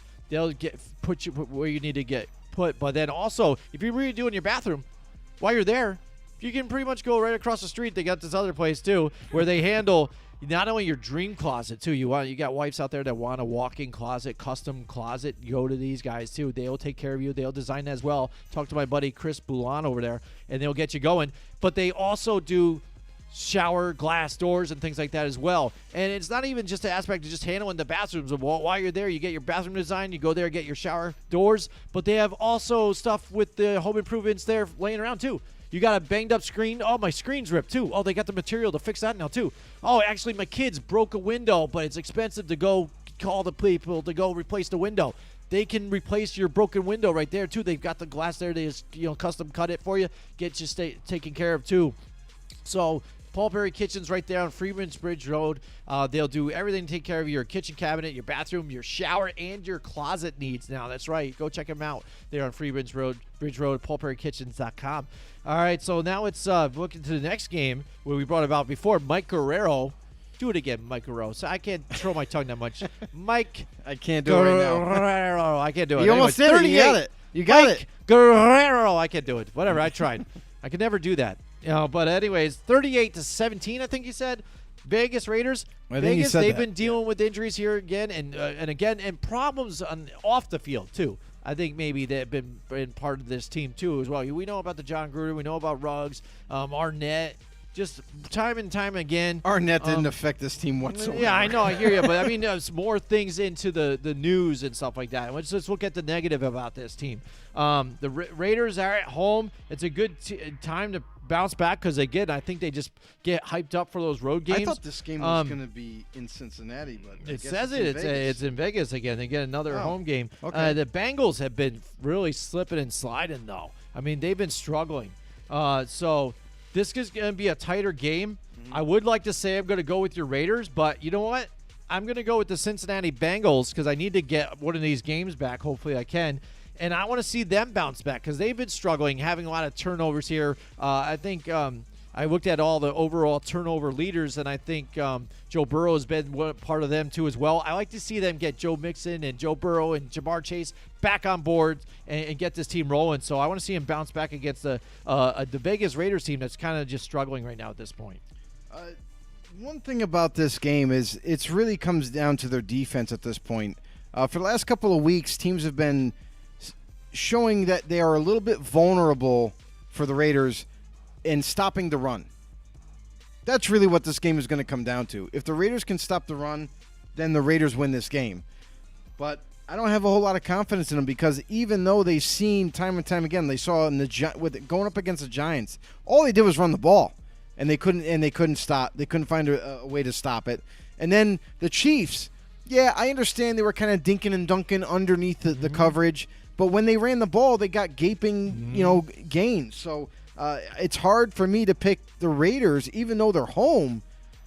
I think until I see them be able to stop the run, I feel like this team is going to continue to struggle. Now, however, the other side of that too is if Deshaun Jackson is on the football field a lot more than he was last week, which it looks like it should happen. That's going to help evolve and open up this offense back to the way it was when Ruggs was there. So that could also play a factor too. But I got Cincinnati until Vegas proves otherwise. I can't try and get a game on you here. You're going Cincinnati as well too. All right, here we go. We got the Dallas Cowboys. This has got to be the game of the week here that everybody's looking at. It's probably the best matchup out of all of them that we're looking at here. Yeah, Mike Tech had also picked the Bengals. You picked the Bengals too? All right, that's good. Paul, Matty, what do you got out there? Let us know. Jamie, if you're out there too, let us know. Play along.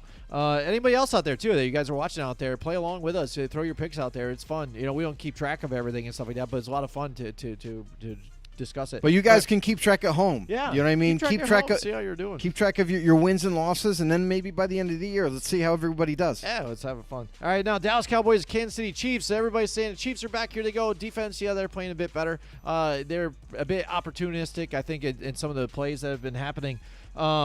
And the offense, again, they took what the Raiders gave them. So I wouldn't get crazy again. They took what they gave them. And the Dallas Cowboys, they made a statement game last week too. This is going to be, I think, a really close game. It is in Kansas City. I don't know. I think if they put Trayvon Diggs on Tyreek Hill and they don't do a double team on him, I think Tyreek Hill is going to just eat all day long on Trayvon Diggs. I don't think so. Cowboys defense is going to play mostly zone defense, and they're going to cap it off just like these other teams that are playing cover 2. The Cowboys can play cover 2 and do it well with their safeties in the backfield. That's been the recipe to beat the Chiefs. I feel like the Chiefs are going to be limited, and I'm not really buying this Chiefs defense at all. Listen, they've been a sieve all the way up to the point of them playing the Raiders. What's changed now? They play one game, and everyone's like, oh, they're Super Bowl contenders again. I'm not buying it. Dallas Cowboys, listen, they are one of the better offenses in this league, and they're extremely tough to stop. I don't know what the status is on Tyron Smith, if he comes back this week or not, but he's been out the past couple of weeks, and they've still been able to put points on the board. Good luck, Chiefs, on stopping not 1, 2. Now you got 3 receivers to contend with that you got to try to stop. I don't see it happening. Cowboys, with Dak Prescott and this offense, they are going to rack up points. At the very least, this game is going to be high scoring. I feel like if the Chiefs are able to figure out the Cowboys defense and attack it like they did the Raiders, which I feel like it's definitely going to be tougher for them, that's the only way I see the Chiefs staying in this game. However, I got the Cowboys going into Kansas City and getting a W from the Chiefs. Again, just to be different, I think, on this one, I'm going to go with the Chiefs on here because, again, I want the Dallas Cowboys to lose. And not that I exactly believe in the Chiefs. I think it'll be a little closer of a game. But I think I'm just going to go with the Chiefs to try and make it different here and hopefully steal a win out. All right, now the Arizona Cardinals and the Seattle Seahawks. Cardinals have been playing with Colt McCoy and things, and having that injury with Kyler Murray and DeAndre Hopkins, and they got a win out of it, but then they also lost like poorly last week. And Seattle, they are not looking so hot even too, and Russell Wilson coming back still maybe doesn't look all 100% right after that broken thumb that he had here. Seattle does tend to play better when they're at home, but this is a tough Arizona team. And is Kyler Murray cleared to play this week? Because that's a big factor. If you don't have him, then I think I'm going to go with the Seattle Seahawks on this one. But I'm not really confident in the Seahawks, though, just because the Arizona team still has a lot of playmakers. I feel like with Russell Wilson back for the Seattle Seahawks, that it definitely gives them a way better chance of winning. And that's been the guy that they've been missing. Without him, they struggle big time. We've already seen it. Geno Smith is not going to get you many games, if any, to get in that win column. Arizona Cardinals are in a little bit different thing. They're still waiting for the quarterback to come back. It sounds like he's tracking towards starting with Kyler Murray coming back for them. If that's the case, it's Arizona all day. If Kyler Murray isn't there, I'm going with Seattle because Colt McCoy has shown that he can handle it. But when it comes down to where he's got to take over games, he's the backup for a reason. He's not going to get you that win like last week. So that's my stipulation. If Kyler's starting, it's Cardinals. If he's not, I'm going Seattle. I'm going to do the same thing here with you on this one as well. All right, next up, the Pittsburgh Steelers and the Los Angeles Chargers here. What do you got for this one, Joe?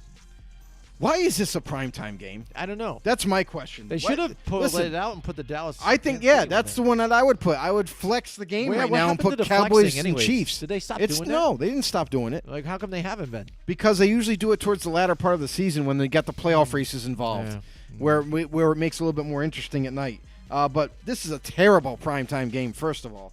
But, yeah, the Steelers' defense, really good defense. However, I'm not liking their offense. It seems to be one-dimensional. If Najee Harris isn't able to run, that's the end of their offense. They got nothing. And the Chargers, they look to have a bounce-back game right now. They got a little, I wouldn't say upset, but I feel like it's a game they could have won, and they just didn't get it done. Now it's prime time, under the lights, in L.A. I got to go Chargers here. I just feel like this could be their bounce-back game. They get right back into that AFC West race, and the Steelers fall further down. Yeah, I think I'm feeling the same way too with you as well. Steelers again is offensively can't get it going here. The Chargers haven't been really good on defense either as well, except for I'd say again Derwin James doing what he does. But besides that, not very impressive. And I think that's one of the differences with this team this year. And then also I haven't heard a lot of their running game either. You know what I mean? They usually can try and keep it going. Austin Eckler doing some things for them, but it's been a lot on Justin Herbert and what he's able to do for this team and trying to uplift them. But Keenan Allen's been banged up a little bit. We don't know where Mike Williams is. Have we seen Mike Williams? He should be on my milk carton maybe too. Where is Mike Williams? Yeah, that'll be a good candidate. Yeah. Maybe like, next week. Let's see what happens this He'll be week. my ultimate milk jug or something like that. He's missing. I don't know. He's a gallon of milk. Yeah, a missing. gallon of milk just gone. Where is it? I don't know. But I like what you're saying too as well. And despite even when you see these games, so you react to them. You know what it's like. We see it with the Los Angeles Rams, and now the Los Angeles Chargers. Feels like the world's kind of ending with some of the losses that they've had. But overall, if you look at their record, they're still quite kind of in this thing. So I think the Chargers can kind of right the ship here against the Pittsburgh Steelers as well. I think they can get it done here at home. And the other thing, too, is Austin Eckler has been a super big part of this offense. He doesn't run a lot. Now, he's more of that – I mean, he can, but he's more of a guy that's, balanced. They throw to him just as much as they hand the ball off to him, and he's been doing very well for them. He's actually been one of the bright spots with Keenan Allen being banged up to kind of help this offense. But Herbert can't do it alone. Like you mentioned, Mike Williams has got to step up. He's got to be that guy that can be the besides I think his last name is Guyton for the Chargers. Besides him kind of trying to take on a heavier role, Mike Williams has got to be that next guy to be the next kind of Keenan Allen. You know what I mean? He's got to be the next guy in line to take over for whenever Keenan Allen moves on into the sunset and retires. And so far, we've seen him early on this season be like, holy crap, this guy's catching on. This guy is legit, to what the fuck happened to him? Where is he? I haven't seen him on the stat sheet. I don't know what's going on. So hopefully maybe this could be a coming out party a little bit for Mike Williams. It is under the lights because, and that's the other thing too, is I wanted to mention that, is that the Steelers, we're saying, okay, Chargers all the way. But Pittsburgh, they're one of those teams that I could see, because it's in primetime elements, they kind of show up for these type of games. So this could be a lot closer of a game than we're anticipating. Right, absolutely. Now, finally, the Monday night matchup everybody's looking forward to. The New York Giants coming off a bye week to play against the Tampa Bay Buccaneers, who never showed up last week, really. It looked terrible. Right? But I would like to say if Tampa Bay did not lay an egg last week, I would say the Giants have a chance here because of the way they've been playing. But off of a bye week, I can definitely see even the Giants getting a little more lethargic than they have been before. And I'd say Tampa Bay bounces back this week in this one. But I would like the Giants to put up a great effort against this team, which I think they still can. But I just don't think the way with the situation, the way it's going, I think Tampa Bay is able to get it done. Real quick recap from Mike Tackett. He goes Chiefs, Cardinals, and Steelers. Chiefs, Cardinals, and Steelers. There you go. See, he's got a lot different here, but we'll see what happens. Sometimes it works for him. Sometimes it doesn't. I think last week he only had 5 wins, so that was pretty rough. A lot. You know what's crazy is we are all on fire in the beginning of the season. Oh yeah, right. You know what I mean? We all are. Like 14 wins. If you were to compare our record to all these experts and these analysts, I can almost guarantee you that we have a better record than they do. Yeah, I think I can even. And even then, now that we're in the mid part of the season, we're starting to struggle a little bit with getting a lot of these wins because teams are surprising the hell out of us week to week now. So any given Sunday, there's another upset or 2 or 3. You know what I mean? But yeah, this game right now, Giants at Tampa. Why is this a primetime game? I don't know. We could definitely have picked a different game for this one, like maybe Green Bay, Minnesota. Brady. You know? Yeah, it's Tampa Brady. Well, put it this way. Let's put it in perspective here, Joe. I'm looking at ESPN right now. ESPN picks, all right? Their leader right now in picks is Rutledge. what's her first name? Don't know. Yeah, I don't know. I don't pay attention to. By the way, you guys, Rutledge. Joe and I don't really watch ESPN and all these other guys because a lot of it's crap talk. So we don't get And our you know opinions it. from them. But basically, Rutledge is in the lead right now, unless there's these other guys I don't see ever. Graziano, but I know she's there with 97 wins. All right, she has 97 wins. Let's look at the picks competition again, right? Let's look at this. Yeah.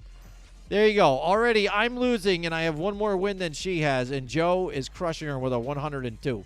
So there you go. This is where it's at. So, Joe, what do you got here for Monday night? I mean, it's hard to pick against Tampa Bay right now. They got embarrassed against Washington. You know that Tom Brady's going to have these guys ready to go, especially being at home, under the lights. There's a lot, I mean, this is definitely got to be like a comeback game for them, a bounce-back type of game. It's an opponent that they should beat. However, we've seen Washington beat Tampa Bay this past week. And I will say this. That's what gives me hope, I think, a little bit, because we should have beat Washington. But here's the thing, is I feel the Giants are better than Washington. Oh, yeah. And not just defensively, but offensively they are better. Despite the shortcomings of Daniel Jones, despite the shortcomings of the offensive line that they have, and the fact that they've been beat up and injured, I still think this might be closer than people anticipate. This will by no means will be a blowout. But, I'm going Tampa. That's the thing, too, because the Giants played them hard last year, and they almost won. Game, and they almost won that game, too, as well. And that was a healthier Tampa Bay Buccaneers Yeah, team. absolutely. And again, and that's what I hope for. And so it sucks with this is because some of these games I can actually get some wins against you because it's my team, but that's how bad I feel about my team and how I don't have faith in them and what they're able to do. Well, that's why I picked against them. That's why I picked the Bengals. Yeah, because I don't have faith in them stopping the run. Mm-hmm. So for the Raiders, I'm just like, well, the last couple of weeks I've just seen teams run the ball at will. Why would Joe Mixon and the Bengals be any different right now? It's got to be their game plan, right? Mm-hmm. Absolutely. So I know, like I said, if I lose in a pick, but the Giants win, I'm still happy because overall the Giants will win. It's okay. All right. Shout out to Jamal Adams. Now has as many career interceptions as Vince Wilfork. There you go. Mike Dackett dropping some more stuff. With 3. There you go. Vince Wilfork. Way to go. Put them in that same what do they call that? Put that same company. Those guys in the same company. It's a beautiful company to be part of. And to finish off Mike Tackett's picks, he also picks the Buccaneers. He picks the Bucs too as well. There you go. So that's our picks for the week. That's our show for the week. That's it. It was jam-packed. We still made it to the 2 hours. Thank you so much for everybody joining us here. Everybody on YouTube, thank you for subscribing. If you haven't yet, hit the subscribe button, hit the notification bell, let you know whenever we go live. Thank you to Lady Bills, the super fan from the Buffalo Bills, too, for joining us and giving us that peek inside of Superfans and being a super fan. The associations or that's the cool. groups that are part of it there, where you have to actually get nominated and picked to be part of them, and then you can actually get. I had no idea the Hall of Fame and invited to things like that. So there's different tiers where that involves and things, and it's cool to dive in on that part of the game. Absolutely. And we had a lot of fun with Jamie Noble, a.k.a. Lady Bills. Hey, guys, if you have anything to donate, absolutely, they are raising funds for another tragedy that has happened. Shout for a cause is the thing. Shout out for a cause. Go over to Lady Bills, the group. You can reach her on Facebook if you have anything to donate, like merchandise. And she let me know also. You doesn't have to be Buffalo Bills related. It could be anything. It could be an autographed football from the Giants or a plaque of the Raiders or whatever. They're just looking to try to help raise funds for a person that has gone. He left the Bills game and ended up getting jumped with his 5-year-old kid. By him, which is kind of messed up. And now he's sad if it is Jaguars fans. Like now he's in the hospital and he needs help. Financially, obviously, because of the medical bills. It ain't cheap. So make sure you reach out to Lady Bills, her group. You can let her know what you're donating, arrange a time or whatever, or ship it to her. Whatever you guys got, any kind of donation is much appreciated. But thank you, Jamie, for joining us here on Football on the Know. It's been awesome. Thank you all know-it-alls. Listen, really appreciate the support, but we're going to ask a little bit more of you. Make sure you like, comment, share everything that's out there. Also, people on podcasts, make sure you encourage your friends, family members to follow us on any podcasting platform. We're out there. We're trying to grow this football community up as well as YouTube and Facebook. But hit us up. We respond. We are the ultimate interactive football talk show out there for you guys. We are here for you. Return the favor and be here for us. Thank you guys so much. Absolutely. Thank you so much. Thank you to Stephen Murray, our voice actor garage guy, and Down Monday for the music, too, in our intro. Thank you so much for them. And bottom line, after all this, maybe one thing you have learned when you go to a live football game, have fun and don't be a dick. All right, thank you. Have a good night. Join us next week from 8 till 10 Wednesday nights for more Football on the Know with Jim and Joe.